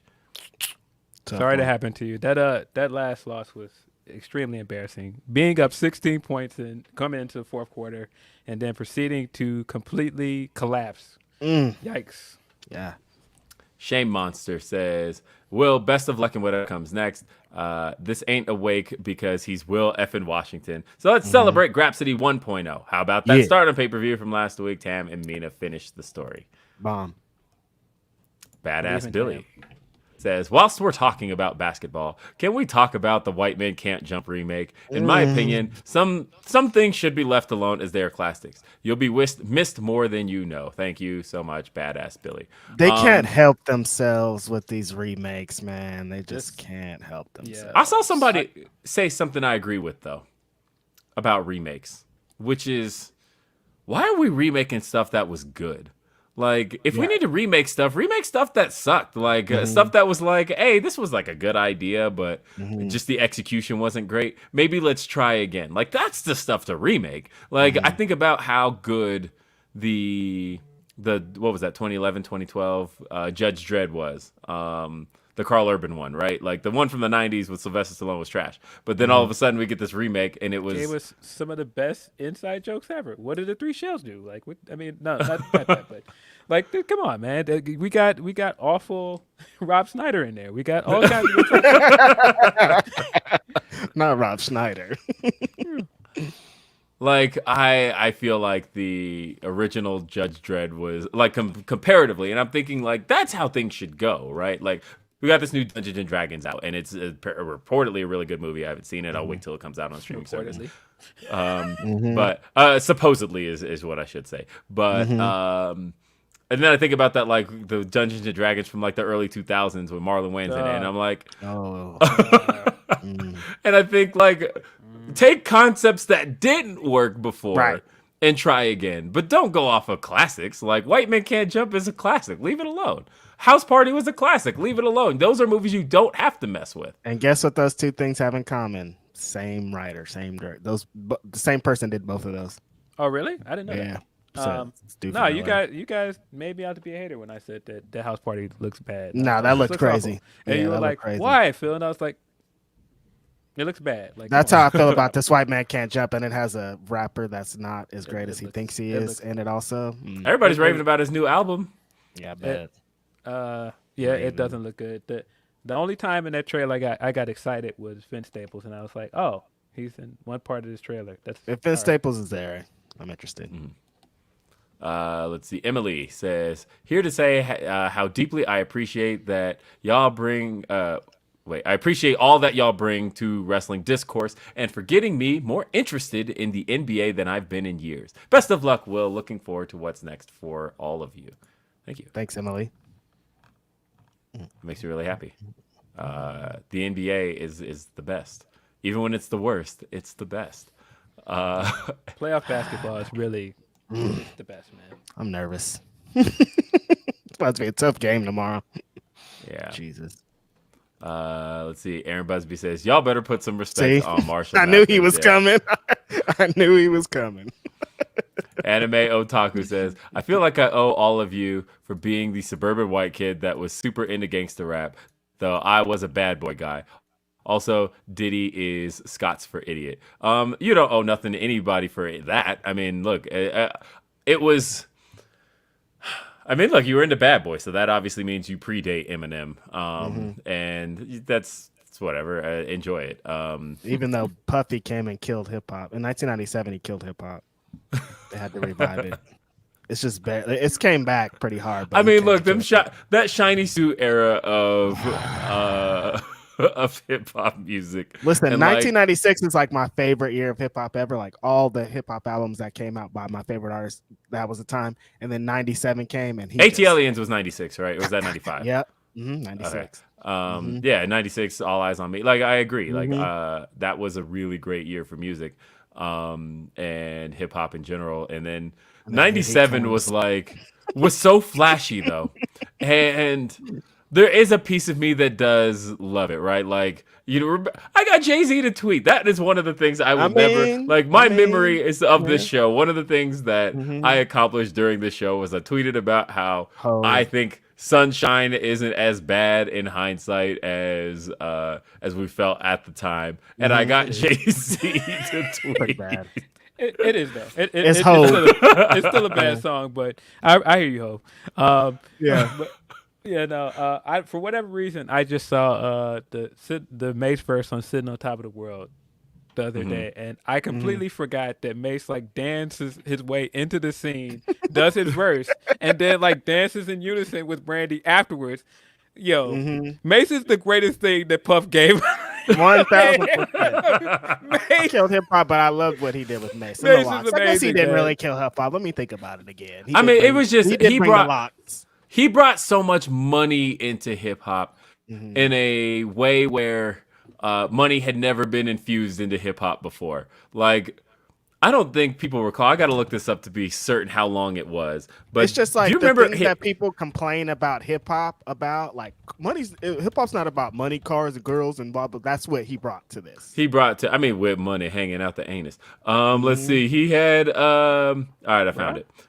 The Been Around the World video. You remember that video? Yes. That video was 10 minutes long Yes. and had Puff Daddy as a secret agent who He was wildin'. He was wildin'. Oh my God, he was wildin'. Really then sad to watch this MTV special of this man trying to be a secret agent. It's crazy out here. And then he did and then remember he had the victory video, and they had commercials for that video. Nobody else's music video had commercials that was like premiering tonight, the video for victory. And he had the Come With Me, like all of that stuff that year. He was just spending I money. hated Come With Me, man. Man. I hated that He- song. he- Victory is hard. Spending money. He infused so much money into hip hop during that period that that is what made it feel. That was what was so egregious about Puff Daddy, was that it was like, nah, you guys are gonna wear shiny overalls. That is what I want everybody wearing. At the lights looking crazy, bro. Crazy as hell. And like, obviously, money had its place, right? Because all of a sudden, then Cash Money came out, and they were like, "Nah, we're still street niggas who have money, and we're gonna keep it that way." And that's how, yeah, and that was the bling bling era. But Puff Daddy and Money was like, "Nah, I'm gonna spend on, we're gonna have jets, we're gonna do all of this shit, we're gonna do Hollywood productions for our I'm gonna hip hop." sample Sting without fucking letting him know, so I have to pay him for the rest of my life. Like a dumb idiot. Sting ain't ever let him free of that. What did he think? Like He did said think this 5,000 giant. what did he say? Yeah, what did he say? 5,000 a day or something? $5,000 a day is what he owes Yeah. for Missing you. Now, when did that lawsuit occur? Because didn't Sting perform at like the MTV That's Awards? what I thought. Like that after that, I think it might have been that year because I remember. Oh, Yeah. can't you see? Comes out. Yeah, I remember that with it was Faith Evans on stage. Yeah, But then he thought about it. He was like, "Wait a second, I'm not getting caked up for that. Send my money." Nah, he jumped in what a that. move! He jumped in that performance just to get close enough, and after they're walking off stage, like, yeah, he just handed them the subpoena, walking away. Like, there you go, buddy. Thanks for the performance. You've been served. There you go, buddy. See you soon. No, $5,000 Yeah, I remember that. It was day is crazy though. That is crazy, and I That's a think lot of about money. that every time I hear the song. I'm like, Sting's getting paid. I was in the Nike outlet store the other day, and it came on over the speakers, and I'm like, there's Sting getting another one. And he has like 80% or something of the publishing rights on one of those Juice World songs too. Like the most popular Juice World song has a Sting sample in it, and he gets like all the money from that too. So I mean, he is no, very rich. if you don't clear a sample, that is the worst thing you can do. Have you guys ever watched the Thong Song documentary? Yes. Great documentary. Great documentary. You ever watch that, Reg? I haven't seen it. Oh, it's really good. But they're talking about, because you think about like the thong and how that like really wasn't a huge thing before 1999, but Thanks, but Cisco. literally, but like the We making, appreciate you, Cisco. but the making of that song is incredible. Like everything that went into it, and how much like Cisco was thinking about, and like all of the pieces that made that song. It's a How great much you was thinking documentary. about thongs. Right. Well, he said he came home to. He was like he was talking to his boys, and one day he was like, "Hey, she had on a thong, thong, thong," and they were like, "You got to use that in a song." And no, honestly, the making of that song is incredible. Well, when they get to the end where they're like, it was a huge success, And then they got the phone call that they didn't clear one line, which was she was living La Vida Loca. And Ricky Martin's writer has been getting paid off of that song for the last 25 years because he didn't clear. And Just that that Live La line. Vida Loca was still hot. So it's like, Yeah. it wasn't an old song. Oh, tough one. Yeah, no, Damn. really great documentary. I never put two and two together that it is a sample of a Wes Montgomery record, which I was like, wow, that's like very obscure. You also get the violinist that played over it, giving his rendition of what Cisco told him to play, and he just like plays it like impromptu when he's talking about it. Yeah, he's really like, cool stuff. Man. Does he talk about why he does the same verse 2 times in a row? Yeah, he does. Yes, he yes, he does. You gotta He's watch like- this thing. It's on YouTube. It's Okay, really, I'm gonna pull it it's up, really 'cause good. I have Yeah, to find out why. it's really good. Like everything you've wondered about Thong Song is in that documentary. If you've never watched the making of Thong Song, my God, This nigga wrote 5 lines and was just like, I got it, boss. Press play. he said, he said like, there's no second verse. I just sang the second. He just re-sang the first verse again. It's $1 million hit. It's crazy. Yeah, it's really good. As a matter of fact, like I love hearing breakdowns of individual songs. Like I watch Manny Fresh break down the making of Back That Ass Up, and like that's a really good one too. Just anytime you get to hear producers kind of tell their story about an individual song that's a massive hit, it's always great. Cash Money Records taking over for the 99 and 2000. Smiley. Afternoon, boys. Will, I love you and thank you for everything you have done for wrestling media. I lost my voice at Impact last night when I saw Trinity. Round 2 tonight. Hi, Reggie. What's up, Tracy? Tracy and I actually had a phone conversation this week, so she better mark it on her calendar because that's it. No more for the year. You got your one this year, Tracy, and we're done here because there's a lot of controversy going on this week, and I can't reiterate. But shout out to Tracy. That's my friend. You'll be seeing Phil tonight, too. Y'all both about to be out there at that Impact show. Shout out to Chicago, my Chicago homies. And Cicero. Oh, sorry. Cicero. My bad. Oh, West Side.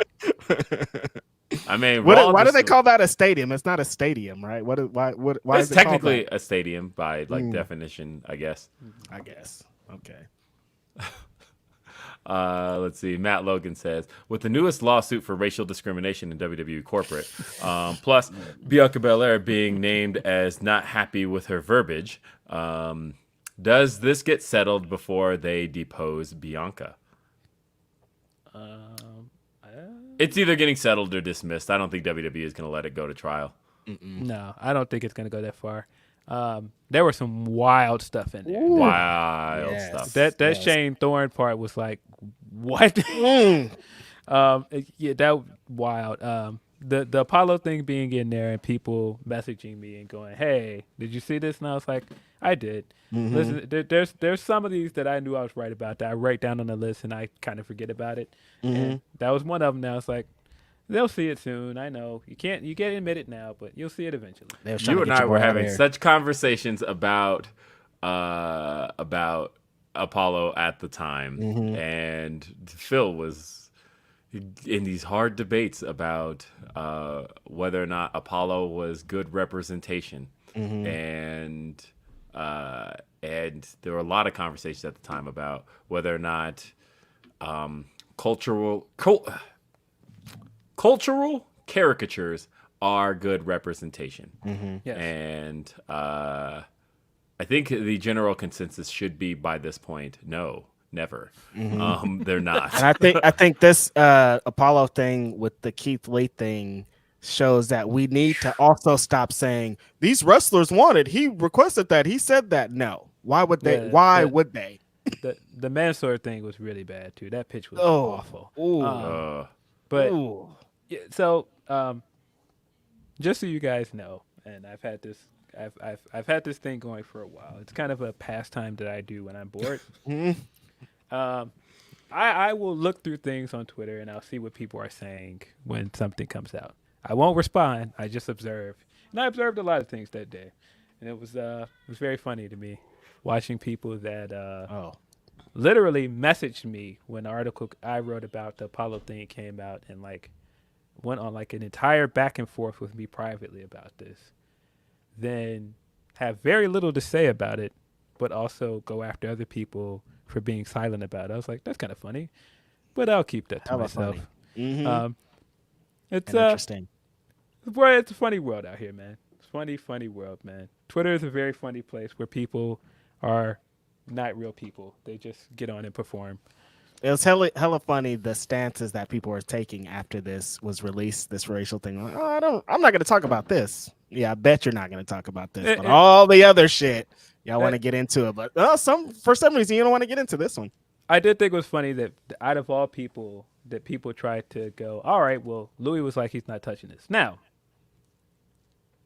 Louis shouldn't have said that because once you say that, and not to say that he has to speak on everything. Once you say that, you know what people are going to do. They're going to start dunking on you. They're going to take this tweet and target you. But I did think it was funny that he decided this was the thing he wasn't going to touch. And part of me is like, no, I don't want Louis to talk about I don't want him to touch it. Yeah. Intricacies of like race issues because he might not be the best. He might not be the best person to say it. But I did think it was funny that people chose this one to be like, Louis, we got you. And it's like, nah. Maybe? There's some other people that need to be speaking on this that didn't speak on it, and Louis not the one we're talking about. Yeah, that's why I was like, Louis wasn't the guy that I was waiting to speak on this. No. I will just say this as my advice to Louis Dangor and to anybody really out there in wrestling media, in any form of media. Sometimes the best way to not say anything about something is to not say anything about something. Yeah. You don't have to say, I don't have anything to say about this. You literally saying can something just about it. Not say anything at all. Because no one would have noticed if he just didn't tweet whatsoever. And that's going to be... still noticed. People would have still noticed, but again, they'll move on. But now they have you captured saying you're not going to say anything about it. Yeah, and it gives them a target. Anybody out there. This is advice I once took from my good pal Seahawk. Cam Hawkins once said, you do not have to have a public opinion on everything. You can literally just let the discourse roll and let it move on. You do not have to chime in whatsoever. Mm-hmm. Cam Hawkins has some great quotes. He also has said before, where the hoes at? Cam is hilarious to me because Cam will have tweets where he's very wise and insightful, and then I'll see him tweet something like, maybe kiss my ass though. Yeah. It's like, duality. Cam, what are you doing? Duality. Like, I've seen him rolling up on Homeboy from Ireland. It's like, Cam, man, like they be beefing. Like Cam. Honestly, but that's my thing is I truly believe in that you don't have to chime in on everything. No, you don't. You don't. It's exhausting anyways. It is. You don't. This whole idea that you have to react to everything on Twitter is just. It's not only tireless, but sometimes your opinion ain't that important. It ain't that For great. reals. Yeah. Speaking of Twitter, so obviously the new move right now is Blue Sky. Everybody's trying to get them Blue Sky invites. I don't have one yet, guys. I do have a Blue Sky account. I don't have any invites yet. When you get an invite, it's going to me too, so forget about it, losers. Yes, I will get you guys the next invites. But Blue Sky is great, but I have to say, Blue Sky users, you sold me on the app when you named, because I was thinking about it. I was like, the hard part for me on Blue Sky is it's very much just Twitter. And I think like it is funny. It's of course the app is backed by Jack Dorsey. I think a lot of people think he's behind the app. He's backing the app. It's a big difference. But either way, a lot of it is Twitter, and it's good. The cool thing about it is you're seeing it kind of built in real time. Like the developers are on the app; they're posting all the time. They're posting about features they're working on and little things like that. Where like they had created the first new version of Spaces, and so you got to see that kind of go up in real time. And they're like, okay, we're gonna do the test one tonight, and it's kind of fun to be a part of the app and watch it grow. So that's really cool, and watch essentially the answer to Twitter come about. And right now, I'm loving the conversation on it. I'm loving how how civil it's been, because it is an invite only system, and it does feel like this kind of exclusive club where like, hey, you can't get in here to have these conversations. Like, honestly, I announced my Fightful leave there first because I thought, you know what, that'd be a nice way to kind of show. But anyway, so I went to make my post, and I was like, all right, I'm posting to Blue Sky, and I thought, this is weird because it's so easy to just say I'm tweeting, right? And I'm like, but what is it called on Blue Sky? And it's apparently officially been decided that they're calling it skeeting.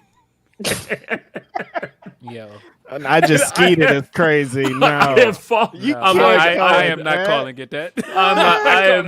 I am never leaving this app on.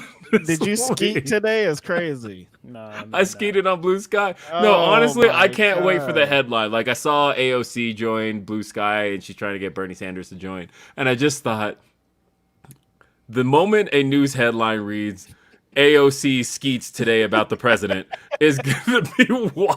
Horrible, bro. Can't do it. This is what happens when we invite certain people to certain places and teach them our slang, and it gets used improperly. Yin Yang twins better get their profiles matched up right now if they're talking about skeeting. Mm-hmm. But I am. They're gonna kick us off of YouTube, man. Oh, skeet, motherfucker! I am 3 skeets today. But so far, Blue Sky is pretty good. It's I mean, functionally, it's Twitter. It's missing a few things that Twitter has, and there's certain things where I'm like, you know what, leave it off. And then there's other things where I'm like, damn. I hope it eventually gets to that point, because right now there is no ability to block people right now. Now, It's a no for me then. hold on. It's a brand new app, and so far, trolls haven't found their way there. Like, it being invite only, a lot of people are saying like, hey, y'all should keep it this way, honestly, because if you are only entitled to an account via somebody inviting you, then in theory, there'll be less troll accounts because you have less ability to create a second account to hide behind your alts, your troll accounts, any of those things. And so they're like, a lot of people are like, nah, just keep it invite, honestly. Like, it just needs to stay this way forever. This needs to stay the exclusive club where we only let people in if we feel they're worthy of getting in. Bad news. And so there is a piece of me that likes it. And I'm like, you know what? I haven't had the need to block anybody yet because it's the Blue Sky app right now. There's nobody on there worth blocking. But good app so far. Let me know when there's the Velvet Red app, and then we're out here.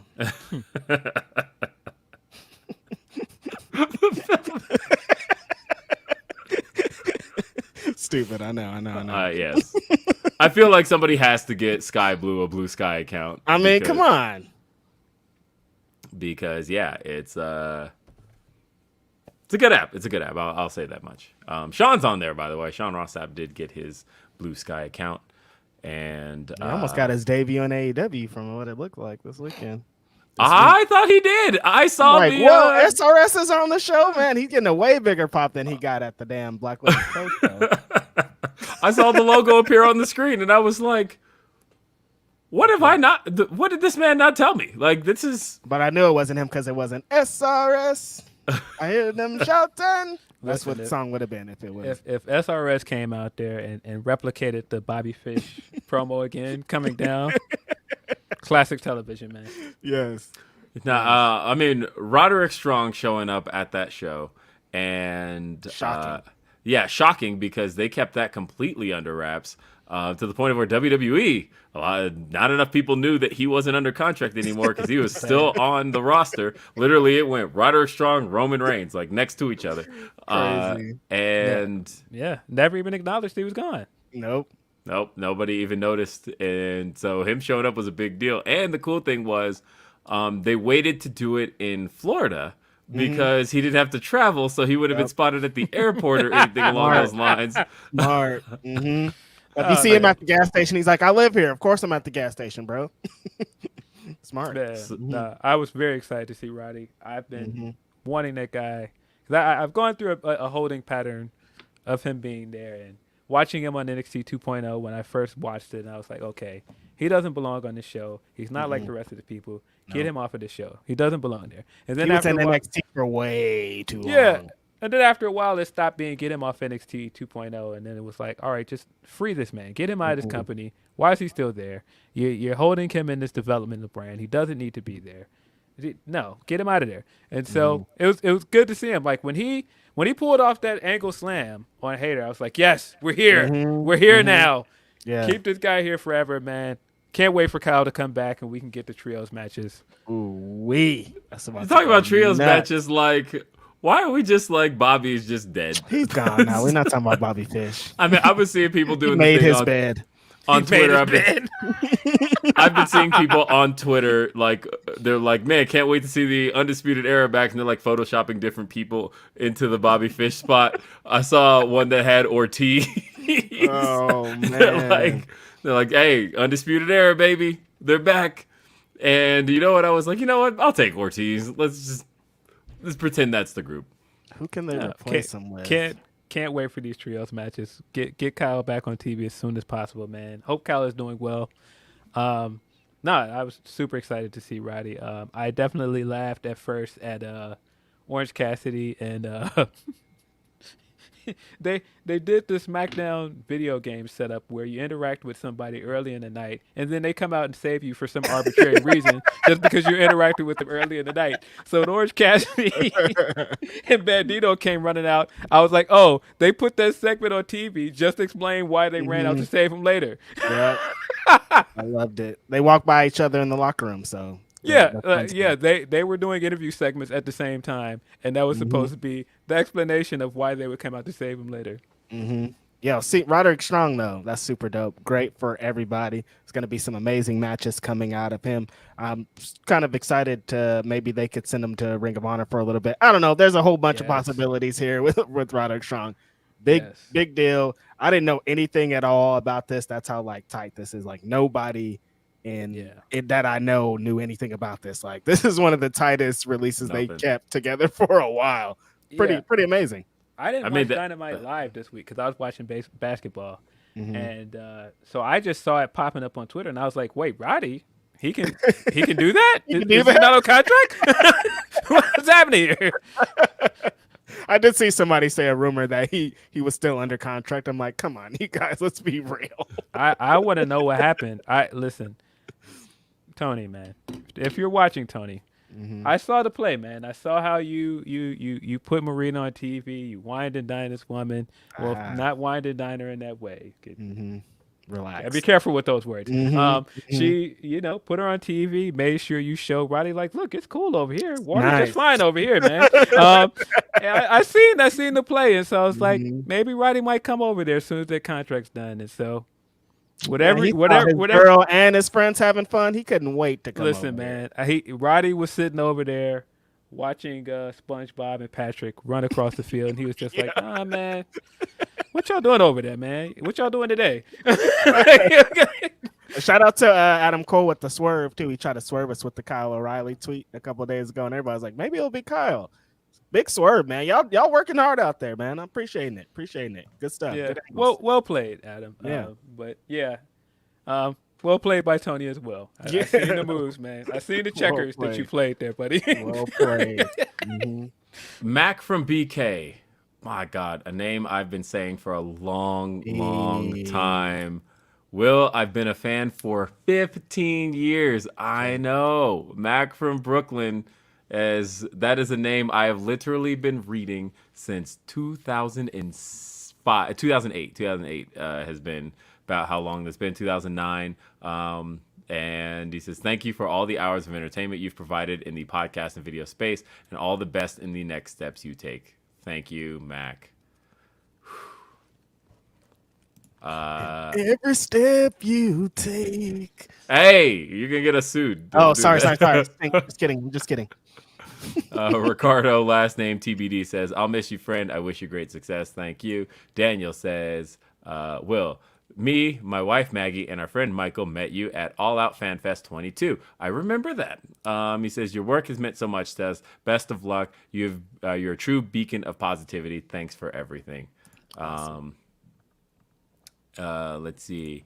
Advi Devin says, in lieu of Roman retaining, what's better? Stripping him of just a WWE title for Raw or creating this new World Heavyweight title instead? I mean, if Roman had to retain, then what they did is the better option, I suppose. But I just don't think that Raw has its issue settled because, again, going back to the Cody thing,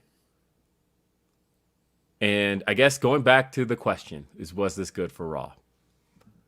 The main issue is that the last challenger, the Royal Rumble winner, the person who main evented WrestleMania, was for Raw. Like, you could have had Raw could have been vindicated in the idea that, yes, SmackDown's guy has a hostage, is holding both belts hostage. Here's a Raw guy with a chance to end this. And it was Cody Rhodes. And you basically said, no, Raw can't do it. Raw can't get it done. So here's a championship for you guys.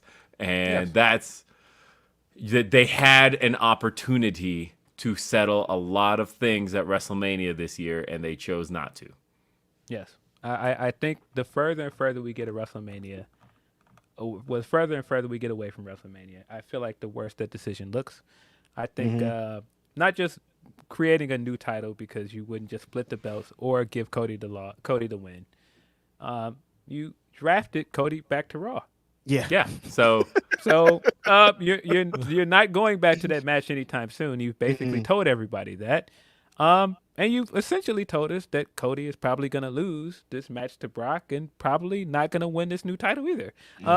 So what did this really do for Cody? And Hard times. And then and furthermore, this guy hasn't been on TV in a month. He won and then he just sailed off into the sunset. Like, see you guys in a few months. Great. Which he would have been fine if he lost and got his vacation after his long time of being champion. But no, he took the belts too. Yep. Jake Salazar says, Brock Lesnar winning that belt, Phil. Nah, man. Listen, I've had enough of Jake, man. Getting him out of here. Roman says, no. Jake. Jake. Just get him Jake.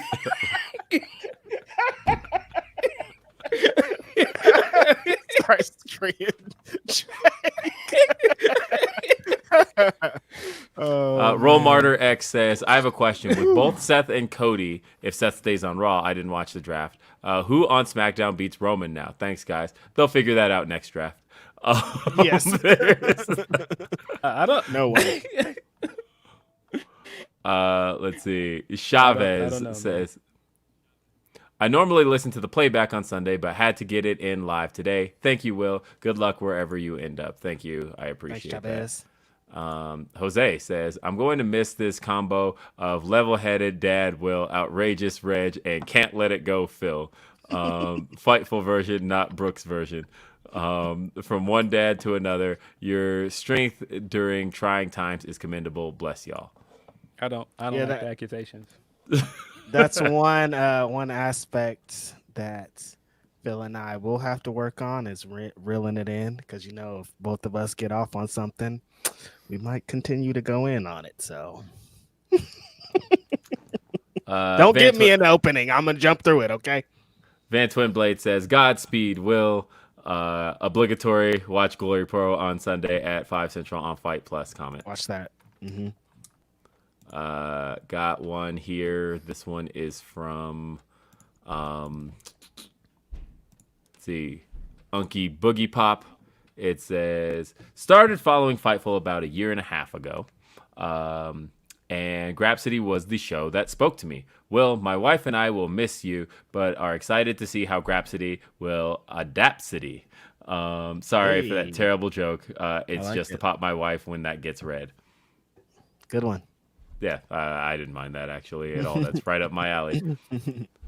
Let's see. Bored Dude says, just wanted to shout out the coolest cats I've had the opportunity to experience. As a Native American, I definitely vibe more with your perspective than the endless line of white guys. Stay up, my dudes. Straight up. I was waiting in anticipation for it. Is he going to do it? Is he going to do it? He did it. He says, also, big ups to the new big gold belt. I like the belt design. As you can see, big gold belt. belt collector over here. You got that trash spinner belt over there, though. Hold up. The way that he First looked. off, haven't gotten to do this on this show. Hang on. We're just gonna go ahead. That's John Cena's belt. That tweet that was going on saying, whose belt is this? This is John Cena's belt, you guys. It can't be anybody else but Cena's belt. First off, Philip Lindsay. I've This always belt. hated that belt. Always. But it spins. I hate it so much, man. Spring roll rims had been out for like 5 years already, and they were like, actually, let's put a spinner on this. We're still talking spinners, right? No, we're not. Nah, we ride spinners. Somehow, some It way, does, of all the belts I own, this is actually the absolute heaviest, like for certain. This thing is massive because it's multiple plates. And how do I get this locked in place, by the way? I love this belt. And it's the Raw edition, by the way. You can't even buy this anymore. The one that says, what the hell was that? Oh, the nameplate fell off. The one that says Raw on the side. No, I like this belt. Anyway, If you guys have ever wondered, like, what is the origin again with me and Will disagreeing on most things, I think it all goes back to the fact that this guy is a Cena fan, and I am the very opposite of that. And just seeing the spinner belt thing, it's just like I've always hated it. I've always the concept of the spinner belt, man. I've always hated it. but it's spinning. I'll take that. That's awful. Look at what's going on right Horrible, now. man. It's Horrible. Terrible what they done to me. Shout out to Board Dude. I don't know if this is offensive, but Reservation Dogs is my favorite show. So shout out to all the Native American homies because they're out here representing like we are. And if that's offensive, I'm sorry. I just love Reservation Dogs. It's a great show. Let's see. We got another one from. I gotta put this heavy ass belt away Put now. that fucking belt down. Come on, man. Throw it in the trash. No, Like Medusa. Bring the trash can over here. we're just gonna keep it spinning. It's just so the whole loud time. and obnoxious. It is, man. I love this belt. I think really it's- do. I think it's that it followed one of my favorite belt designs, an Undisputed belt. Undisputed That Belt. one. Yeah, that belt is one of the best belt designs. And then coming with that goofy spinner thing, I was like, oh, no. And it's locked back in place. The WWE And Championship logo. wrestler-specific belt should only be with the wrestler. When they just start Yeah. having that as the belt, it's like, no, this is Cena's belt. Why is Exactly. Randy Orton That's carrying that's this? Cena's belt. Why is Like, Triple H carrying this? it just feels weird seeing other people that don't have a hip hop gimmick carrying this Right. belt. Like that's people clearly- didn't start carrying the Smoking Skulls title because they beat Stone Cold. It's like, no, they got the other belt back Stupid, because bro. that's Stone Cold's belt. Just big and loud and clunky. It is. It's a lot of WWE Whatever. paraphernalia back there, Will Washington. I mean, there's a. Hold up. It's a AEW belt right here. I see. It's the Big AEW right in the middle. They're just can't believe this branding. There's a TNT championship around here somewhere that's actually going in. I'm actually getting a second case today, and that is I figured out how to separate the belts. I'm gonna separate them by basically, not by company, but by like WWE and non-WWE basically. And my big gold belt that's down there, you can't see that one in How the many shot. non-WWE belts do you have? 4 actually, which will fill up a case of 4. And so, because What are they? I'm now considering the big gold to be non-WWE. Okay, I'll take it. And so, therefore, You got an Impact belt? I do not have an Impact belt. Come on, bro. What's up with that? But let's see what else we got Gotta here. order you a digital media championship.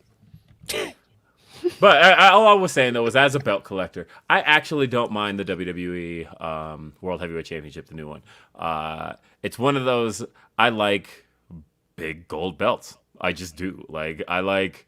I'm one of the few people who's probably like, I don't hate it. So I don't think that's what I'm saying. But my favorite championship is not the Winged Eagle. Winged Eagle. I know it's a lot of people's favorite title, but I remember during the period where like WWF had the Winged Eagle and WCW had the Big Gold, and I remember thinking, nah, the Big Gold is where it's at. Like the Winged Eagle actually looks like kind of a puny championship compared to what they're carrying around over in WCW. Puny. I mean, And you were a WCW kid though. Yeah, you're a kid. So I think just in general, but like when they introduced the Attitude Era belt, which was a bigger version, and all of a sudden Austin and Rock are walking around with a belt that looks comparable to what WCW had. I think increasing its size and giving them WWE like their own kind of a big gold championship, I think helped the perception of their title compared to WCW's, which was like the big gold belt. I don't think it's just a WCW thing, because I'm thinking about like, there was a time period, we talked on the show about Pastor Troy, right? There was a time period where like that was the belt to carry around. Like you wanted to look like a champion. You all wanted the niggas from the South. That's all they know is NWA. No, my favorite design was always the Undisputed belt. I always liked that belt. Yeah, It was something about it having the black and gold, and I always loved it. Yeah, no, I very much love the Undisputed title, and that's why that one's at the top actually, because it is my favorite. Yeah, it was short lived, but it had a lot of champions. That one got to 10 really quickly. Like the Attitude Era belt had 10, this one had 10, the Undisputed, and the fact that the Undisputed had 10 unique champions in then a shorter amount of time than the Attitude Era belt had 10 is kind of crazy. And one of the Attitude Era's 10 was Vince McMahon. Yeah, that was weird watching that montage of all the WWE champions this week, which definitely makes me think they're just going to merge both belts and make it just the WWE champion now.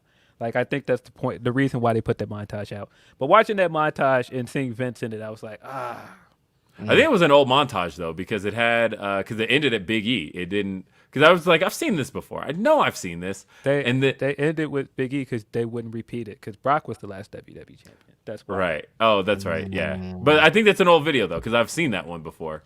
And I think they put that out like a year and a half ago. But you're right, there hasn't been a new WWE champion since Big E, so that would make sense.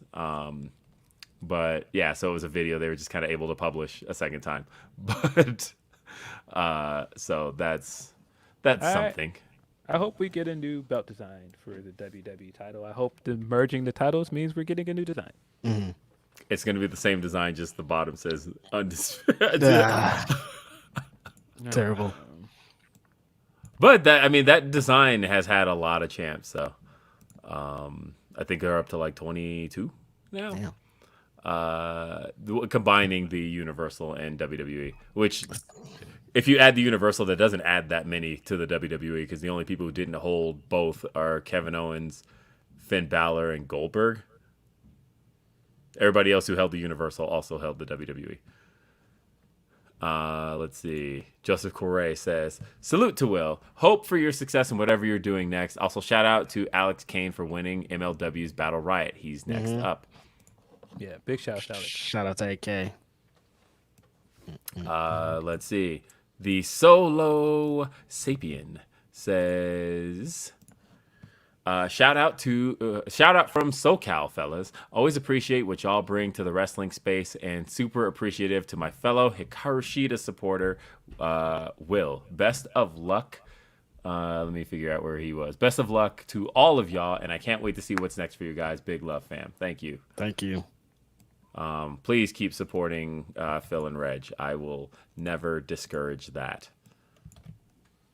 Unless I found out like Reg was like a secret Trump supporter or something. But Could you imagine? That's wild as hell. There's, my mom would disown me. I could never.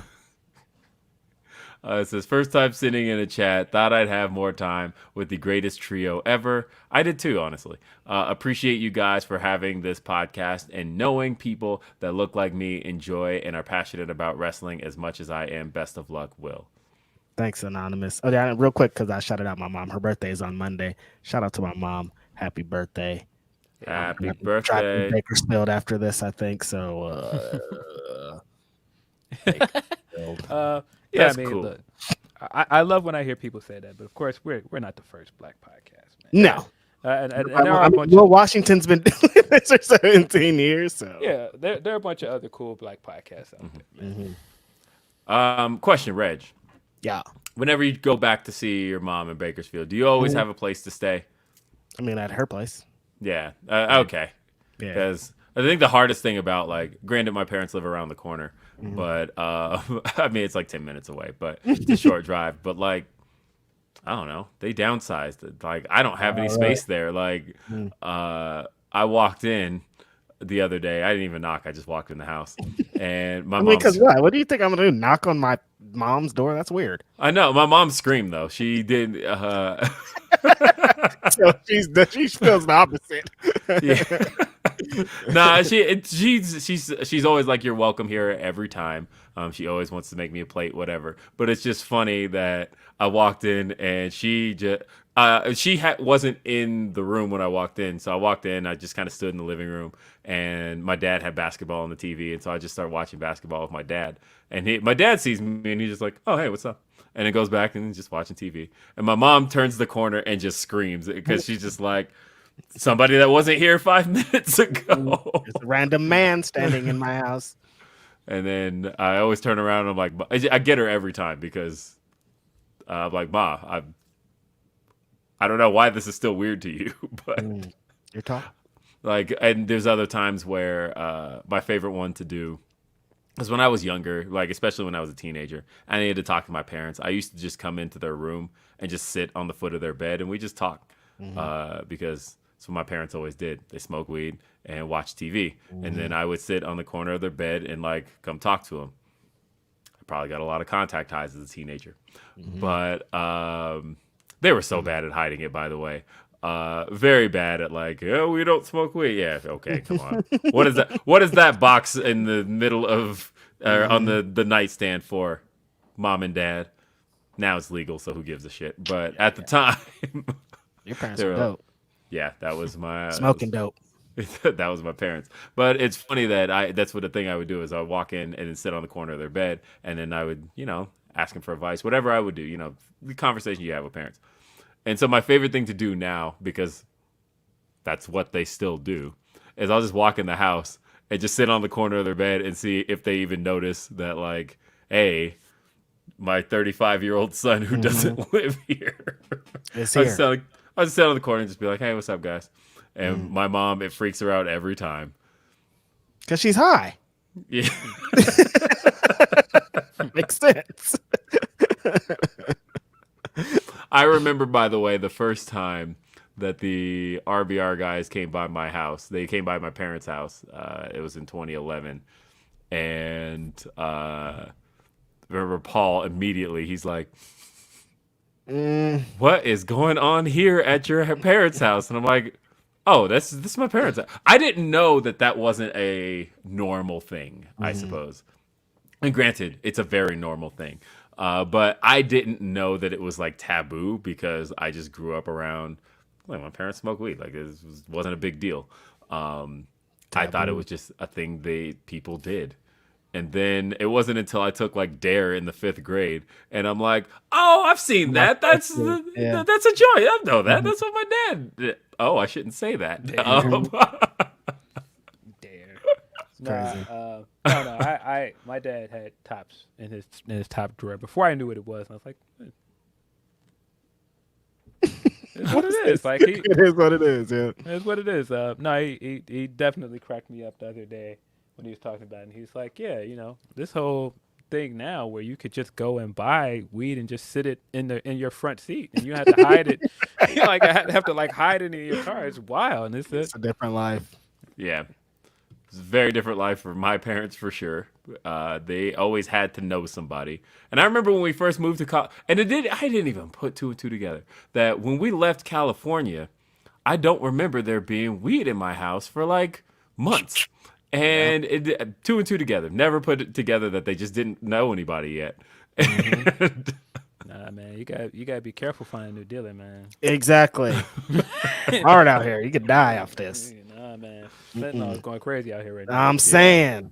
Yeah. I mean, now it's just a run my dad makes. Now it's just like, oh, I got to run to the corner store, and it's what it is. Straight up. And I will always appreciate the fact that it's just legal now. Who am I gonna talk to on the show when I need Taboo Tuesday facts? I'm gonna be like, yo, I need Taboo Tuesday facts. Like, that's Will Washington territory. Like that's the aspect of this show that's going to change. Is what happened on November 29, 2005, and Will's like, oh yeah, Triple H fucking beat up He was feuding Johnny with Flair. Knoxville. Yeah. Actually, the Flair feud was over at the time, but I know what you're going with. So funny, man. He feuded a Big Show at the time. Will Washington, ladies and gentlemen. Give you all the Heidenreich facts you need. Heidenreich, Jesus Christ. He's trying to Let's pick his see. time. We got I know Heidenreich's whole career, and I hate that. That man walked around with a Hershey bar, Heidenreich. Oh my God. marching Things with are children weird. in 2005. Things were weird. In Things were 2005. weird. Mm.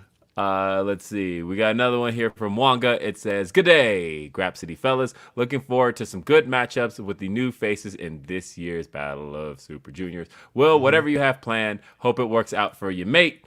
You guys are the show I look forward to every week." Thank you, Wonga. That's cool. Thank you, Wonga, who I'm pretty sure is from Australia. Let's see. We got another one here from Trey Cash. It says, first the Fat Boys break up, and now Will leaving Grapsody. I know life happens, but please don't estimate what Grapsody means to the culture. We need all three of y'all. Y'all. We out here for the culture. The culture never ends. The journey continues. The Journey marathon always continues. Rest in peace to Nip. Nelson Munt says, MTV's The Making of Diddy is hysterical. You see him teaching choreography to the professional dancers, even though he's an awful dancer himself. Oh, Really? man, I think probably once a day about the dance break from PE 2000. Oh, yeah. With the spinning camera. He's just like, Horrible, bro. He thought he was killing it too. he was getting this shit all the way He off. smoked that. Like, nah, Puff. I don't think you quite hit the mark, bro. I don't think that's gonna get you in the Juilliard. He thought he was going to set him on fire. Bro, I'm watching TRA. I don't want to see this shit. Turn this off. Why is Diddy dancing for 5 minutes to an old fucking 1988 breakbeat? This is crazy. He was wilding. Yeah, like I said, I think about that at least once a day. The slow motion, the pauses. This guy was. Oh my God. What a dude. Night Track says, good luck, Will. Remember, don't fly Spirit no more. Hey, you have to tell me twice. I'm still think it's crazy that you went through all that day. You not once said it was Spirit flight, because I kept wondering, like, what's going on with this flight, man? Like, Yeah, why is this this happening? is unusual. And then you get on a podcast and say Spirit. I'm like, Yeah, oh, that's why. That's why. Yeah, I guess I forgot to mention that detail. I mean, like, it was a last minute thing. And so it was like, when I booked all of this last minute, the only thing that was like not out astronomical was Spirit. And so I booked Spirit. See, I'm going to give me a Spirit flight to Vegas because it's like 45 minutes. I shouldn't run into too many issues, but I'm saying it out loud, so I probably spill will it? run into issues now. You a little spill it? We'll spill it. Or Frontier, whatever. Ricardo, last name TBD, says, my son's coming for California's Nuggets. Real quick, I don't mind Frontier, and I'll tell you why I don't mind Frontier.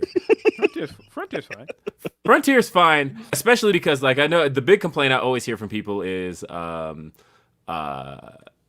that Frontier nickel and dimes you, and that's why they hate Frontier. That it's like, oh, here's the $39 flight to Vegas.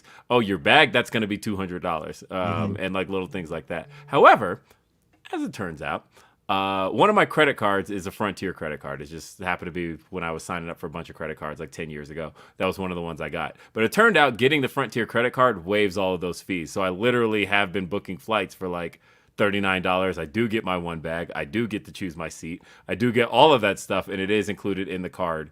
And it's like, oh shit, well, now all of a sudden Frontier flights aren't a bad deal because all of the things they add on. So like, I don't mind Frontier flights if that's an option in front of me. Just pack light when you go on Frontier. I never That's get it. that complaint. Yeah. Just pack light. Because you do get the one carry-on. Yeah, you get. I mean, no, you don't get a carry-on. You get your one personal item. So like, pack a backpack basically. But I also get the carry on with my credit card, and so that's how that goes. Let's see, got another one. iChurch Pastor says, well, thanks for bringing our voices to the wrestling sphere. The culture is better because of all you guys. God bless. Again, like Phil said, though, there's a lot of people in this space, a lot of black people in this space doing really, really great stuff. And I think the more unique black voices we hear from, the better. Yep. Because I think it should make sure people know that we're not a monolith, right? Like we say that all the time. But I think that the only way that can be proven true is if we get more voices in the space, getting their perspectives out. Hell, Reg says it in the theme song. This show is 3 black fans in different perspectives. I love when we don't agree on things. I love when we're like, when Phil gets to tell me I told you so, and something that I was probably wrong about. There's your admission, Phil. Probably. This guy, man. Told you to take it to the grave with Washington. Probably. But that's kind of the point here, is that we're not all the same. And I think that we need more voices in our space. And at the same time, everybody from any voice in any background is welcome on this show. And so that's because that's the perspective I always want to make sure this show keeps. And that was what I was all about when I originally pitched Grapsody to you guys. And I'm loving handing the keys over to you guys because I believe in both of you. And yeah, we'll talk about that a little bit more. JR says, Grapsody was huge for furthering my wrestling fandom. I will miss Will's almost omniscient memory of ruthless aggression and attitude era wrestling. Yellow Taboo Boy. Tuesday. Yellow Boy's on your team, so you're losing. No, I'm just kidding. Yellow Boy says, from one Will to another, many blessings to you on whatever is next. Will, I know because of who you are, successful follow. Reg and Phil continue to bring the best content for the culture. Thank you. We will. Let's see. Tim McFowl says, thank y'all for always representing and being loud allies for women and LGBTQ wrestlers. Will crush this next chapter. Oh, and Phil was right. I mean, there, you got me to say it out loud. So funny. Dante V says, gonna miss you, Will, but I'm interested to see Jeremy coming in with a Kofi next week like a Cody meme. Whoa. Whoa. Yeah, you won't see that on this podcast. Nah, not on this one, bro. Dreddy doing says, some wild stuff on Overbooked, I guess. definitely going to miss you, Will. You and Phil, Seth Rollins debates will be missed the most. Phil is right, by the way. Mick Squishy, or is that Mick or Miss MC? Either way is great. MC Squishy Tushy says, lapsed fan here from the WCCW days to the Attitude Era and came back for New Japan Pro Wrestling and the Modern Era in 2016. This was the first show I connected with. I appreciate the wealth of perspectives. Gonna miss you, Will. Thank you so much. Dope. Thank you. Ricardo, last name TBD, says, thanks for making me cultured in a way I wasn't before. Thank you, Ricardo. Thanks for listening. Thanks for the support, everybody. Yeah, for real. And hey, I have a question here. Maybe this question's offensive. I don't know. But having grown up in, I started my journey in Los Angeles, moved to Denver. I've been in Denver most of my life. I've lived around Latinos a long time. One question after this concert last night. I need somebody to explain the appeal. They're my favorite group, I get it. But every Latino I know loves Bone Thugs and Harmony. Oh, yeah. And why is that? It's Bone. I know why I love Bone. It's because... But I would say that concert last night, especially in the Bone hoodies I saw, was about 70% Latino.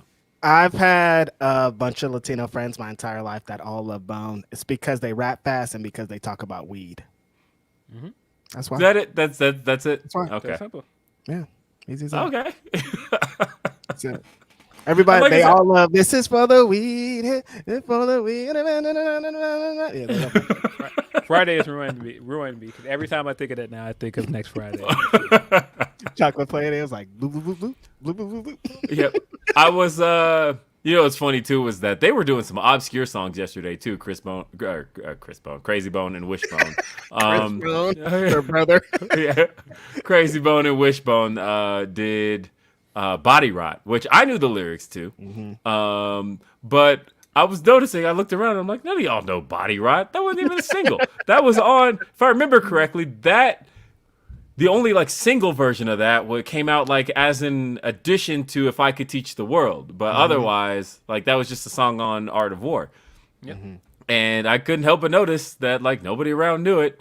But and also nobody around actually knew For the Love of Money or First of the Month the way they thought they did. They were just all like, I'm like, yeah, okay. None of y'all Nobody knows But any Bone Thugs song. everybody in the audience knew Armed and Dangerous. Ain't too many can bang with Yeah, a fly. yeah. Everybody let the whole audience basically do. So they did every time Bone. I've been to multiple Bone concerts. If you've never been to a Bone Thugs concert, one of the things that Bone is very proud of is the fact that they had songs with 3 of the most prominent deceased artists of the 90s. And so they always do a section in the middle where they're like, all right, first they do For the Love of Money with Eazy-E. So first they'll perform, they'll throw on Boys in the Hood, and then they'll use that to transition into For the Love of Money, and they'll let the audience do Easy's verse. And then they're like, all right, then they play Juicy, and they let the audience do Notorious Thugs and Biggie's verse, and then they get to California Love, and then they play Thug Love, and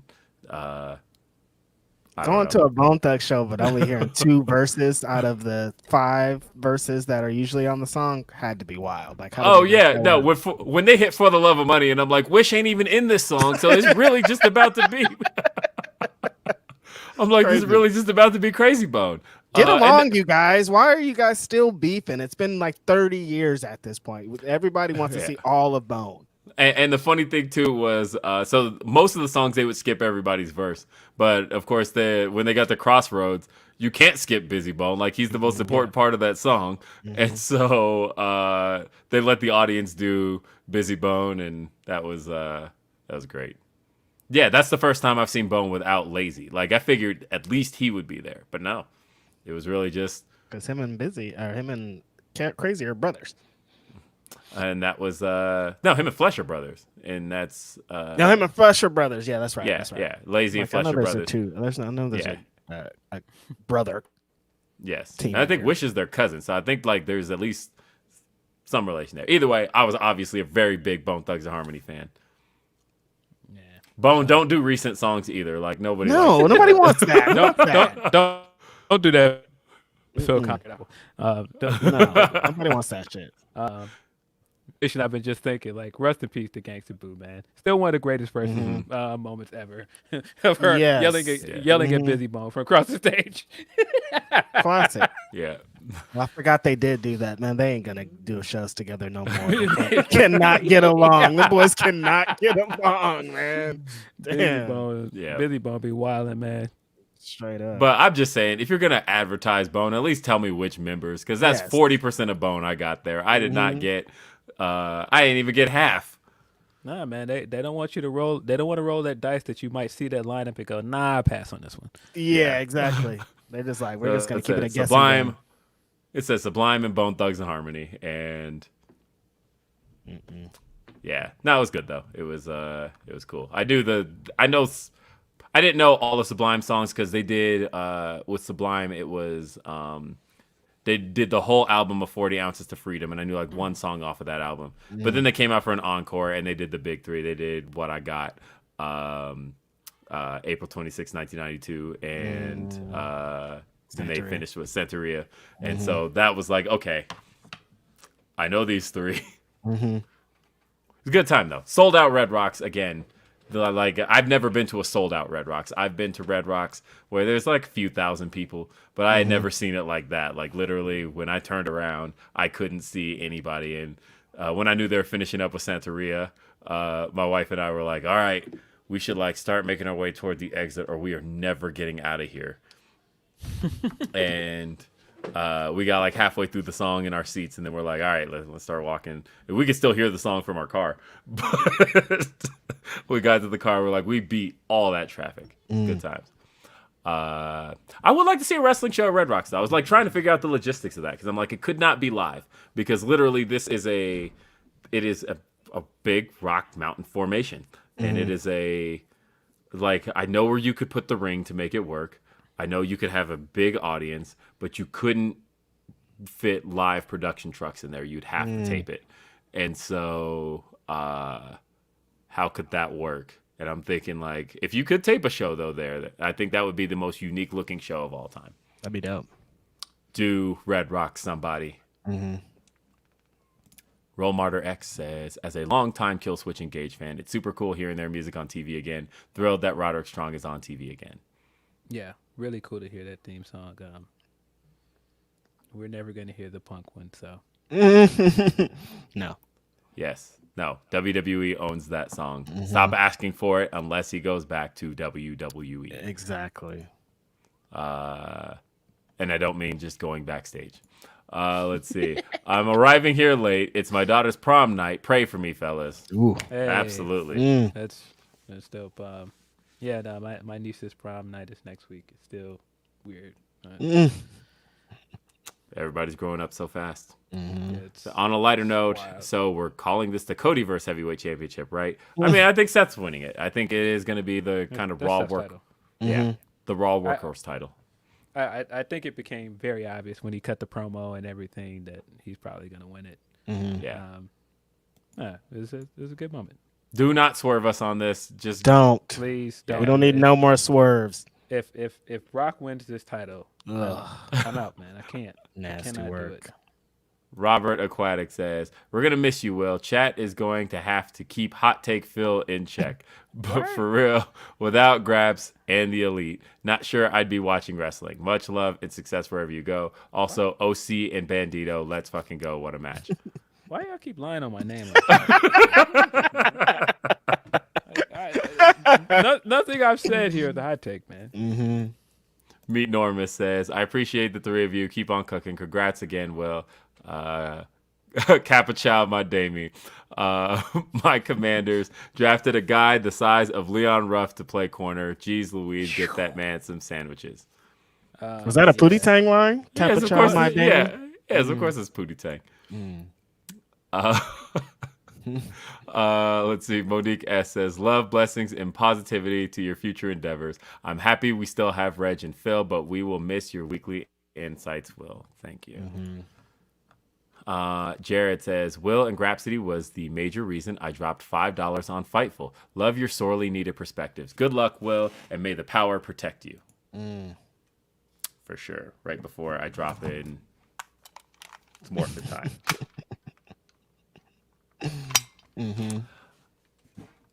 By the way, in the movie, the new movie, I noticed they were using these replicas.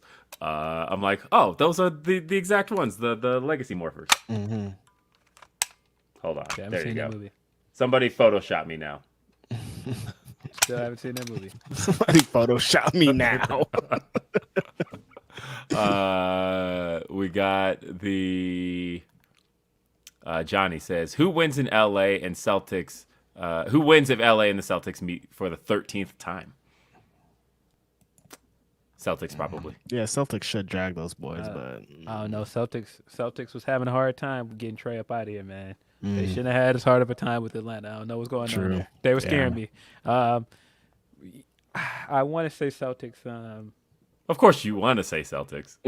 But I mean, I really don't, because listen, my dad will explain it better than I can that black people have a history of hating the Boston Celtics. yes. Yes. And so, but I don't know, man. I want to say Celtics, but I feel like the favorable matchup for the Lakers, if they go there now, is if they go to the finals. Whether I don't think it's the Celtics, man. I think the Bucks matched up better than Celtics do against them.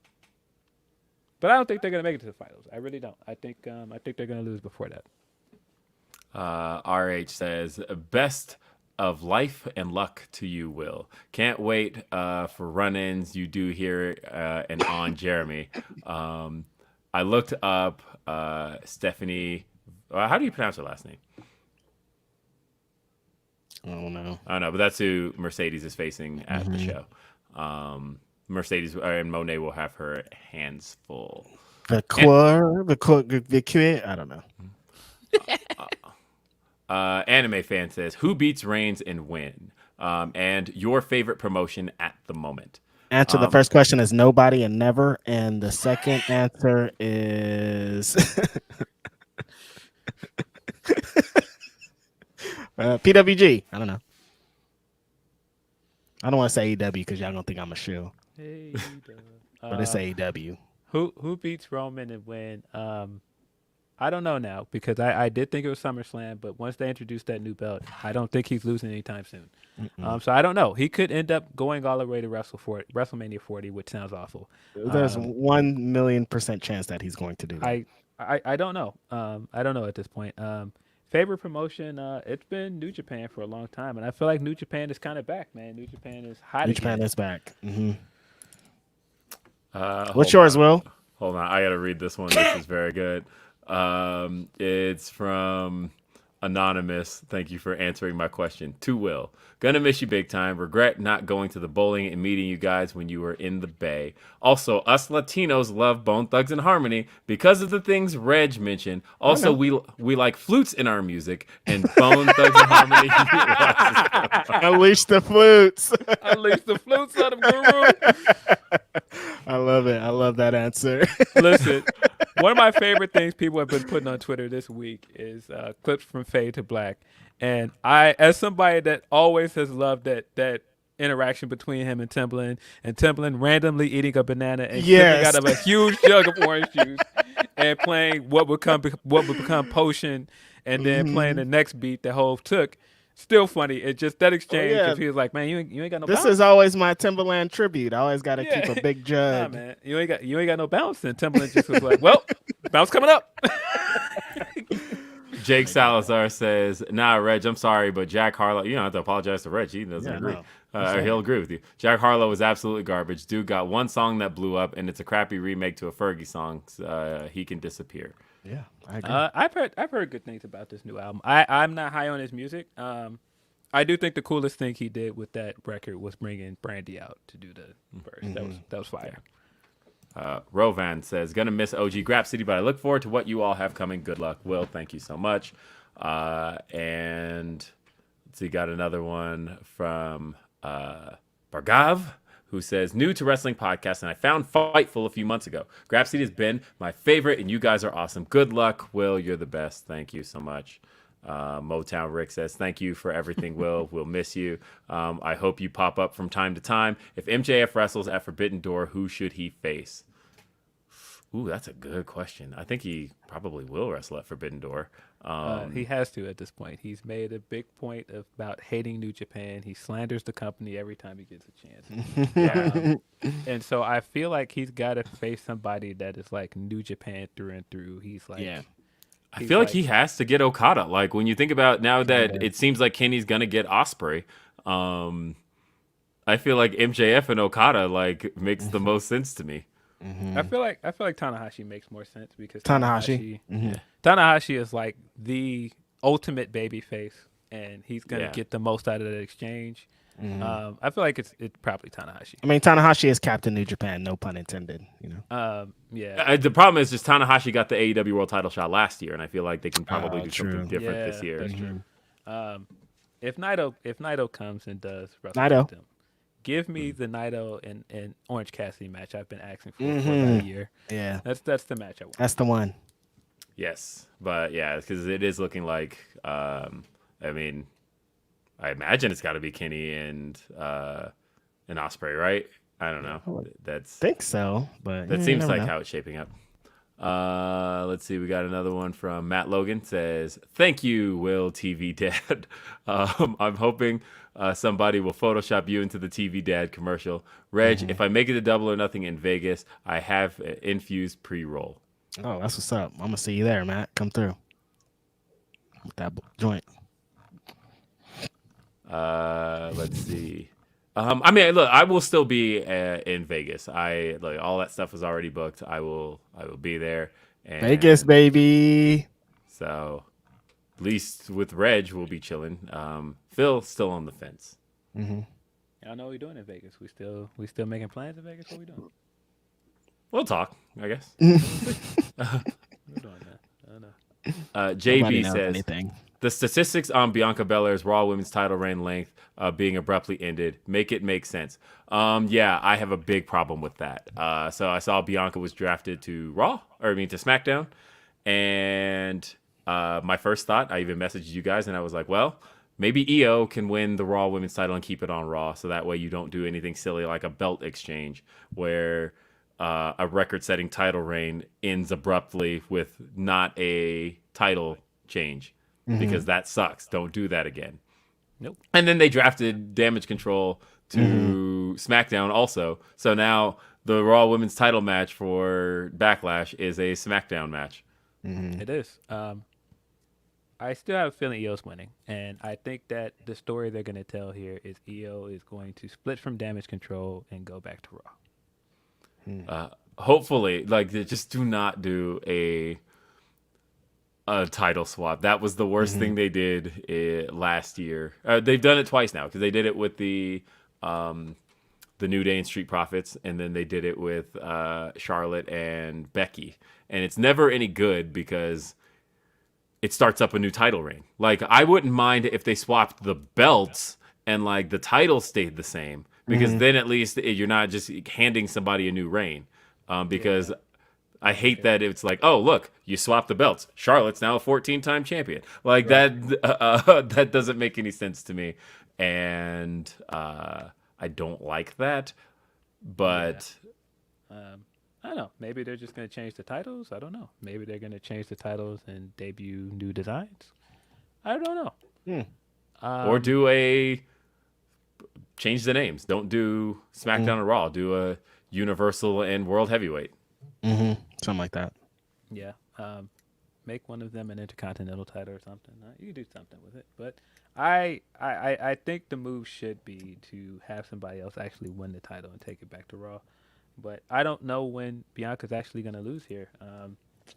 It's way too soon for Rhea to lose, so that's clearly not going to happen. But then again, never know with this company. So Yeah, I have no idea. Jake says, Phil, I want. it's cool. Oh, go ahead. No, you. I do think go, it's go. cool that Selena's getting her match in Puerto Rico. I think that's really awesome. That's very I think cool. that's going to be a good moment for her. And I've been saying for a while that she's an underrated wrestler. So I think it's cool that she's getting the spotlight. I actually like the card a lot. I think there's a lot working on that card.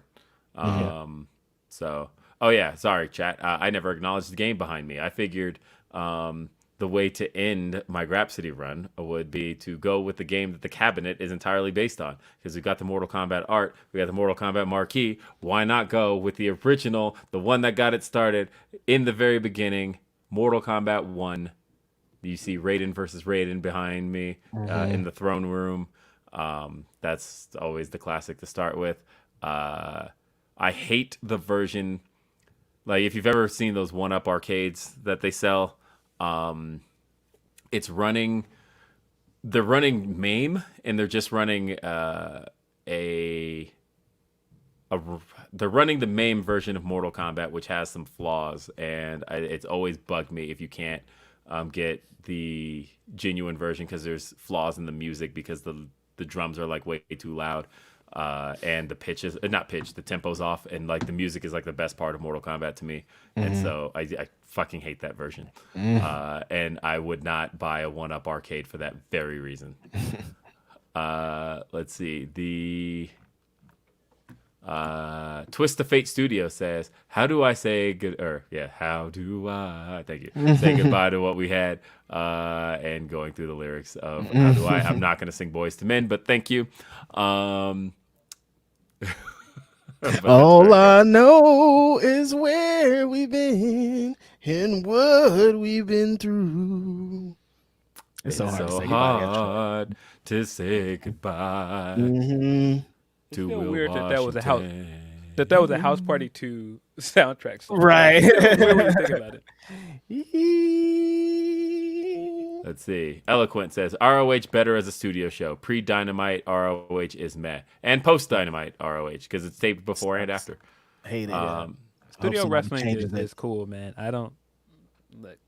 I like studio wrestling. Sometimes it's cool to have stuff in front of a studio audience. I think it's just really important to focus on what the audience paid for. Because I think if the audience paid for Ring of Honor, if that audience was there for Ring of Honor, I think that those shows would come off better, in my opinion. Definitely. Jake Salazar says Aaron Rodgers had that big gold after his first Super Bowl. He did. I think that's why he hasn't gone back. He doesn't want that piece of S-word WWE belt. That's why Aaron Rodgers hasn't gone back. Yes, it's because and he ain't that good. Aaron Rodgers getting that one championship because the Bears let them into the finals. It's still one of the most disappointing sports things that ever happened. That year just was so irritating. I mean, just the fact that the Bears that year, it seemed like this was it. They were going to finally get over the hump with Cutler, and they took that game off, the final game of the year, played the Packers. That loss to the Packers is what got the Packers into the playoffs. Then they faced the Bears in the conference finals, beat them because Cutler got hurt in that game, and they went all the way to the Super Bowl. That's the only championship that bum ever won. Hate it. You don't think he's going to get a championship with the Jets? No, I don't. That man looks ancient, by the way. It's amazing considering he's younger than Tom Brady. But Tom Brady, still looks like Tom Brady. But, they were showing pictures on ESPN after the trade, and I just thought, what the hell happened to Aaron Rodgers? He looks like Aaron Rodgers is like when you apply one of those, old filters in Snapchat. That was... It's from all them silent retreats he's been on. Jake Salazar said, old IWGP Heavyweight Championship was my favorite. It's a good belt. It is a good belt. Night Track says, Reg in a MAGA hat with a lifted pickup F-150. Sicko mode. I could never. Will the Beast says, y'all ever think you'll make it into a Defy show in Seattle? You got to see Nick effing Wayne in person. He is the future. Also, bring back the Sonics. I mean, yeah, there's a lot for Seattle. I'll say this. Look, Nick Wayne's going to be making his AEW debut in July. So at least the people of, where are they going to be? It's obviously during the Canadian tour. We'll get to see Nick Wayne in person. Yeah. I've seen him in person a couple times too, but I'll probably try to make it out there definitely one day for them, one of the Defy shows. We saw Nick Wayne in person when I was in San Fran. Yep. Ricardo, last name TBD, says, Will, imagine a Masters of the Universe remake. I know. Shout out Emilio Sparks for the only other person on earth who loves that movie like I do. He probably would hate a remake. Probably would hate it. Yeah, because then at that point the movie's good, and no, I love Masters of the Universe. It's one of those movies I can recite frame for frame. I know everything about that movie. I recognize it's not good, but I love it. Hello, doll. Shared Delaware says you're gonna end up in Australia instead of Vegas. Please no. No, honestly, I want to go to Australia one day though. Never been. Ricardo also says, too sweet from my homies. Thank you. James Robinson Jr. says, I've been listening regularly since the Emergency Swole debacle episode and wanted to show some support for the OG Grapsody trio. Appreciate all the work you three have done. Best of luck, Will. Thank you, James. I wonder how many people started listening to our podcast on that day, because we do get a lot of people that are like, that was the first time they ever listened to us. We do. Richard Martinez says, I remember coming across Grapsody on a random Saturday drive and have been hooked on all your guys' take sense. Hashtag the story never ends. And Reg got it right with Bone Thugs. Thank you, Richard Martinez. I grew up in Bakersfield, man. Hell of my homies are Latino. Most of my homies, actually. Like I said, I grew up around, if you know the Denver and Aurora area, or like I said, I was in Los Angeles as a kid. And it was just, I noticed all my Latino homies all love Bone Thugs and Harmony, but I never bothered to ask why till last night. And I guess that's it. My brother said to me, because I asked him this morning about it, and he was like, maybe it's because like Busy Bone kind of looks Mexican, like just a little bit. I mean, yeah, that's in there. So it's like, hey, he's could be. I don't know. Shotkid29 says, since the Owen Hart Cup is going to have matches at Forbidden Door, who from New Japan and Stardom do you want or do you hope to see involved? That's a great question. Mercedes. And the Owen Hart? Yeah. Yeah, I think she'd be a good addition to that tournament. Could actually win it. Mercedes. Yeah, if anybody else from Stardom, there's so many people from Stardom that I feel like once you put them in there, I kind of feel like they got to win. Like you can't put Shuri in that tournament and she doesn't win. Like she's just gonna beat up everybody. Right. Yeah, I don't know. Shuri's a big one. Shuri would be dope. Cher says, to change things up, I'm going to tell Will he sucks. Balance. Thanks, Cher. Thank you for bringing balance to the force. Cher. Ricardo says, all your 2 favorite metal groups. Not applicable.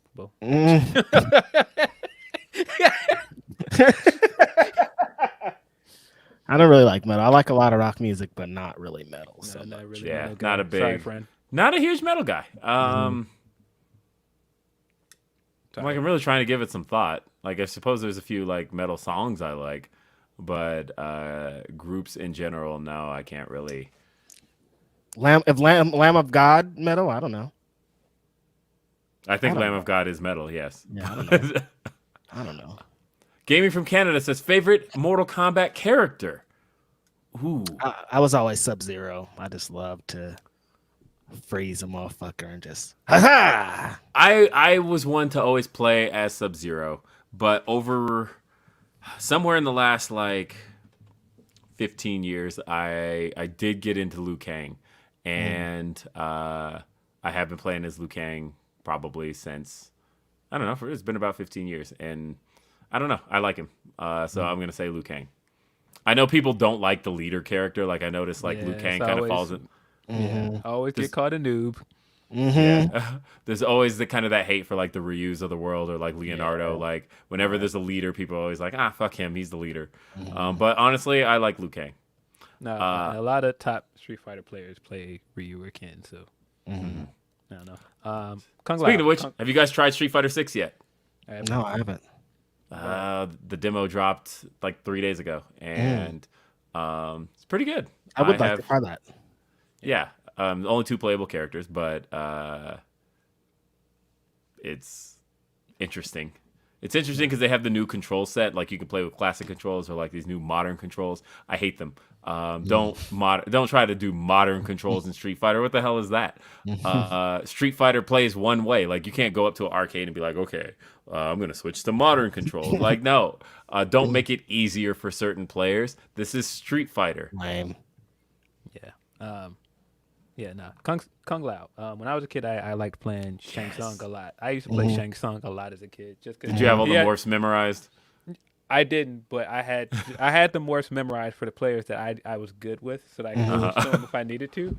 But no, he always had the cooler fireballs. Are you kidding me? In 3, when he had the fireballs that were the big skulls, he was a beast. And he had the better fatalities to me. But no, Kung Lao. He's just smooth. He had the teleport. He had the great hat throw, man. And I thought he was one of the few things that was good about the newer movie. I thought the Kung Lao in that movie was awesome until Kung Lao was great. I loved Kung Lao. I didn't like Liu. I thought Liu Kang was like well acted, but I thought his character was kind of a weenie. But I liked Kung Lao a lot. You're right. He was very good. All right. Next question is, what's your guys' favorite character from Shaq Fu? Shaq. This is the second time. How have I done now 2 going away podcasts on Fightful, and both times my co-host has brought up Shaq Fu. Shaq Fu, Because man. Sean Rossat brought up Shaq Fu. It's a great game. probably the only video game Sean has ever played. First and only. No, Sean Games. And anyway, though, Jake Salazar, says, he ain't that good. Nah, Phil. You know who ain't good? Seth. He is good. Yes, a good hand. You chose violence this time. That bum. He ain't winning that belt. That's Brock's belt. Ooh boy, Phil got me hot now. Acting out and throwing this tantrum because I had to tell you the truth about your guy. Listen, Rodgers and that team is hated in this city. I don't know what you expected from me. You're not gonna get any Aaron Rodgers or Packers love from me. Fuck those guys. Sorry, not sorry. Louisville says Phil is right again, and then Jake says, "Sorry, Phil, that was out of line. I love you, man. Just get heated with Roger slander that he ain't good when he is the best thrower of the football." No, about the best. I mean, there's a certain guy that won 6 championships somewhere else. I would say he's probably the best thrower of And football. I mean, there's a guy named Eli Manning that beat him and Tom Brady. I don't think Rodgers is better than Eli Manning. Whoa, what are we doing here? Okay, and I love Mary J. Blige. Don't you put these ladies against each other? But AT says, respectfully, Mariah Carey would get massacred by Mary J. Blige in a versus. Good luck on whatever is next. Hashtag will AEW graphic coming soon. But the look, I love Mary J. Blige. It depends on the crowd. Yeah, did Mariah Carey have a controversial Burger King commercial? No, she Nope, didn't. absolutely not. No, she did not. I thought that commercial was funny by the time. was with Nick by the way. Commercial was fucking hilarious. I don't care what anybody says. I thought it was fucking hilarious. As a matter of fact, Mary J. Blige and Mariah Carey on the bonus edition or the bonus version of Me, I Am Mariah Carey, or Me, I Am Mariah, the Elusive Chanteuse, the name of this album. They did a remix of It's a Rap, which was from her album Memoirs of an Imperfect Angel. And that song like just blew up, by the way, because it had a whole bunch of TikTok fame. And so for some reason, Mariah Carey has a recent single from a song that came out 14 years ago. But anyway, they did a remix together. Mary J. Blige and Mariah, tight like that. But as far as hit, because think about what Versus is AT, which is kind of a hit for hit comparison. Mariah's got 19 number ones. Nah. Crispy chicken, lettuce, flour, tortilla. And I love she Mary getting J. her up out Blige. of here. I love Mary, but it's MC, baby. I got, let's see, this one from Van Twinblade. It says, trying to, here we go. It says, just got out of Chevalier. Pretty damn good movie. 7 out of 10. I'm like, why is he promoting getting out of a Cavalier? I just got out of my Cavalier. Chevrolet. It's about, but hopefully you had a good time.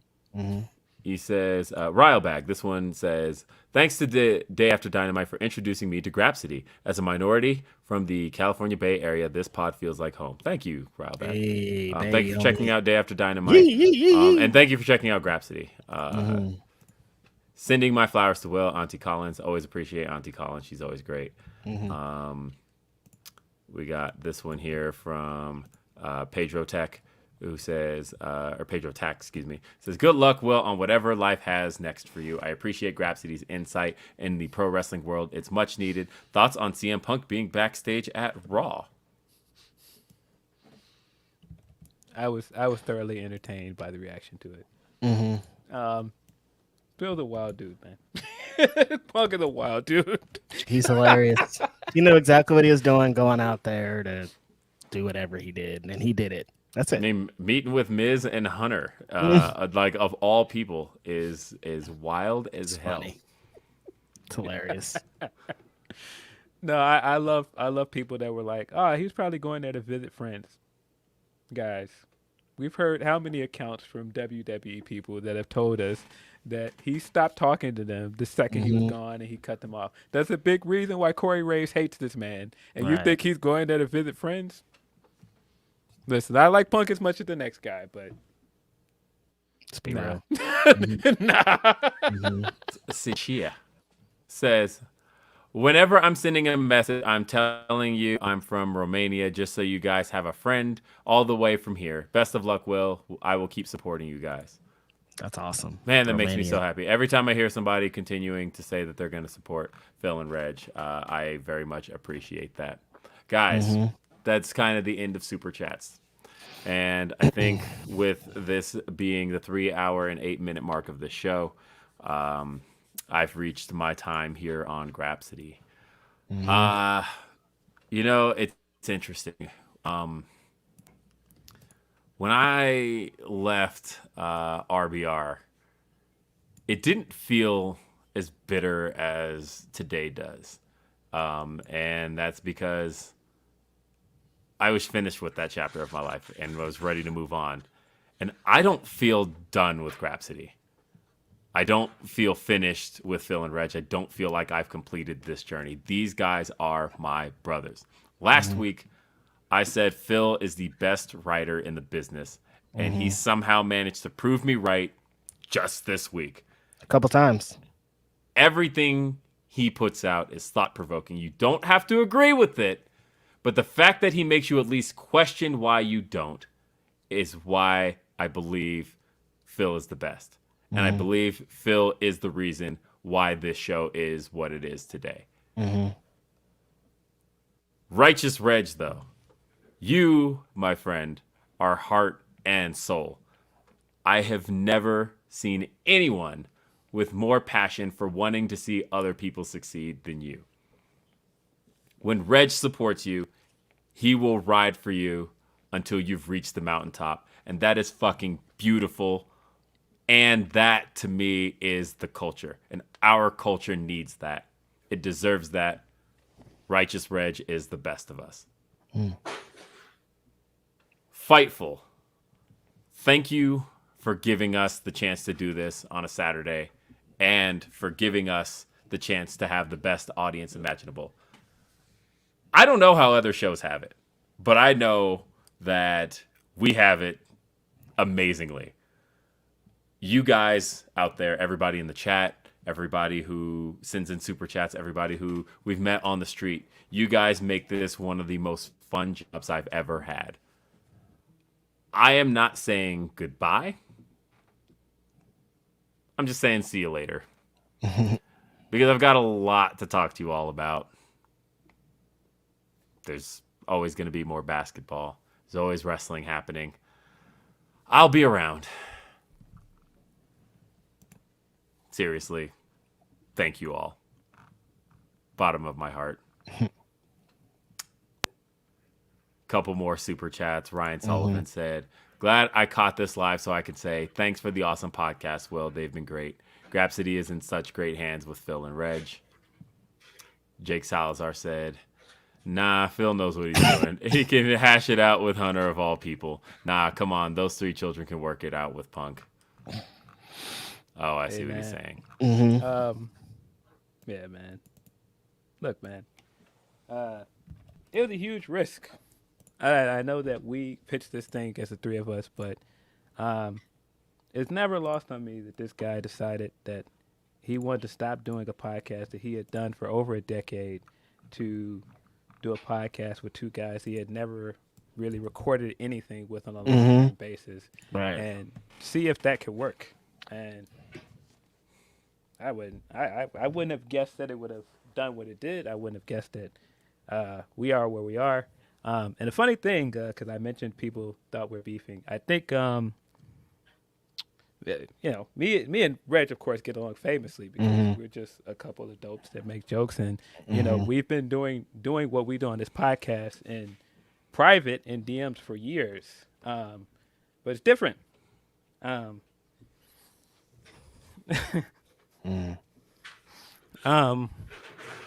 It's different with this guy because I made friends with him here.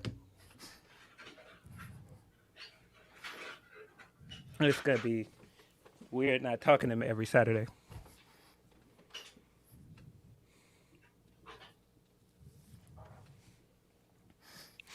Yeah, it's this podcast has done so much for all three of us. I kind of expected some things would happen because we kind of set out to to do something special. But then when it just kept happening, like I've realized my dreams through this podcast. Like I've had theme songs for wrestlers. I've been to wrestling shows. I've had insanely amount of fun at scrums with these two dudes. I've all the things I could ever want to do in wrestling, like I've started to do them with these two. And just like Phil said, Will took a chance because Phil and I don't hold our tongue. He didn't just get two dudes that are just gonna come on here and walk this line. No, he knew before we started the show that we be wilding online, on Twitter, on like we ain't some regular dudes. So like he really took a chance doing this, and for it to get to where it has now, it's just like it's so amazing, man. Waking up every Saturday, it's like the easiest job I get to do. Wake up on a Saturday and talk with my friends about pro wrestling, and it's been an amazing journey.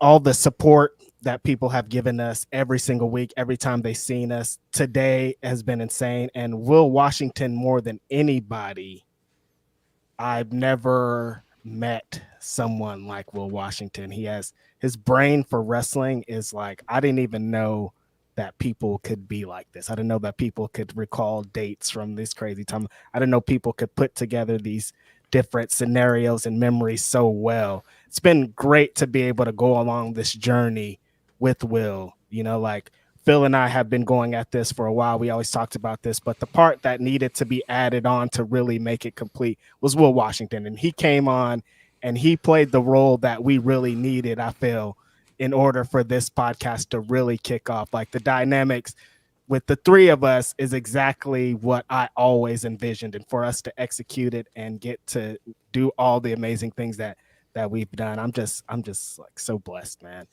Like, thanks, Will. We really appreciate you. As everybody has shown in the chats, like this is a lot, man. We really love you, man.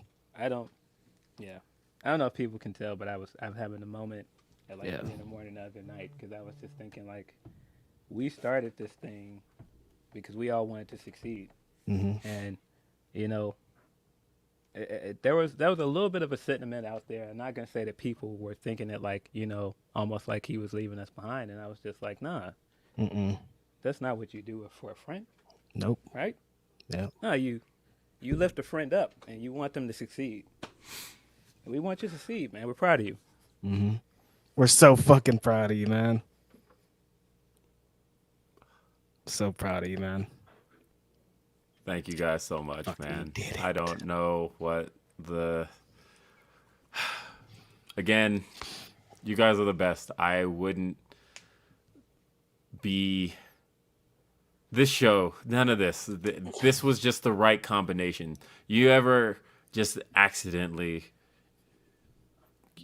you ever find yourself in the kitchen and you're just like playing with the right ingredients, and sometimes they work, sometimes they don't, but like you just happen upon the right ingredients that just made the most magic shit possible. That has been three of us. Mm-hmm. I was certain the first time the three of us had a conversation, I was like, this is it. And the funny thing is, I said this on Day After Dynamite the other day, but remember about a week ago, we got on the phone to talk business. We were supposed to be talking about something show related, and we were talking business. And an hour later, we looked up and we're like, man, we're just ourselves. We can't help it. We can't help it. You get the three of us in the same place, and we cannot help but do what we do. We have how many times after our podcast on Saturdays have we went an hour and a half after the show just talking about everything? Just so many times. Yeah, because like I said, I have never in my life just had something where we just clicked, where it just hit. And I, more than anything, am going to miss doing this show. Again, like I said, I did not feel and do not feel like my journey with this is done. And my journey with you two isn't done. I promise that. Not by a long shot. Yeah, we still got stuff to do, man. And we're going all the way the fuck up. This is the sad moment for a little bit, but it's really a fucking awesome moment. And so many cool things are about to happen. I'm so excited for the future of the business. I'm so excited about the future of everything. It's like some really amazing things are going to start happening. So don't go away from this thinking it's sad. Like this No, is a fucking celebration, big dog. This is not a sad moment. Mm-hmm. I just, it's gonna be weird not talking to this guy every week. It's gonna be on weird. Saturday. Just talking everything about wrestling with this guy. I mean, we're still gonna talk wrestling with the guy, but Yes, just not every getting day. together and doing it on Saturday is just gonna be weird. It's gonna be weird. And like I said, I'm proud of the guy. I think part of the emotion is that I'm really, really happy for him. so cool. It's just, it's just a lot at the same time. And I don't think I don't think the three of us are done. I don't. It's not like this guy's never going to show up on a screen with the two of us. Yeah, And, come on. I'd imagine at some point it's going to happen again. Mm-hmm. It's just it's definitely a ripping the Band-Aid off moment. It's like it's tough. But now we're not done. Again, always appreciate you guys taking a chance on the three of us and supporting like you guys do. It's been amazing. It's been an amazing run. I will not humble brag this. Nobody is going to touch the year we had in 2022 from January to December. No from way. January 1st doing the podcast that we were not supposed to do, inviting Tony Khan on on here to do an interview, and at the end of the year, finishing with that Tony Khan interview. Ain't nobody touching our 2020. Let's go, baby. Last two super chats. BC Oron says, "Don't chat in often, but been watching Grapsody since day one. Good luck in whatever comes for you, Will. Thank you." And number one Gunkle says, "Just popping in to say this podcast massively changed my love of wrestling. We will miss you, Will." Thank you. Kai says, "You made everyone around you better, Will. Much love." With this, guys, this ends my tenure at Fightful. I am very grateful to everybody that has been a part of my journey here at Fightful. Sean Ross Sapp and Jimmy Van, especially for giving me the opportunity to be a part of Fightful, for getting to do reports, for getting to host post shows, podcasts. There have been so many people that have been around me at Fightful, and Jeremy and Kate and Denise. Denise has honestly, I don't think you guys have. That's a mystery to people, but me and Denise have become great friends, and that all happened through Fightful as well. And just everybody on the select team, everybody who's helped out in even just the littlest way in helping us do what we've done at Grapsody. I've gotten to have great dream conversations with people. I've gotten to interview some of my favorites in the business. I've gotten to interview some up-and-comers in the business. And that's been really amazing, really special. And I'm going to miss doing this. I'm going to miss doing this every single Saturday. But I'm also going to be tuned in every single Saturday because I know that these two are going to kill it and continue killing it. These are the funniest guys I know. These guys have some of my favorite observations, and I will still be here every Saturday, just not on the top left of your screen. Mm-hmm. And so with that, thank you so much. Thank you to everyone for watching. Thank you for everyone for tuning in. I think I want to see that new intro one last time. Mm-hmm. And that is how we'll close out this show. I love you all. Peace.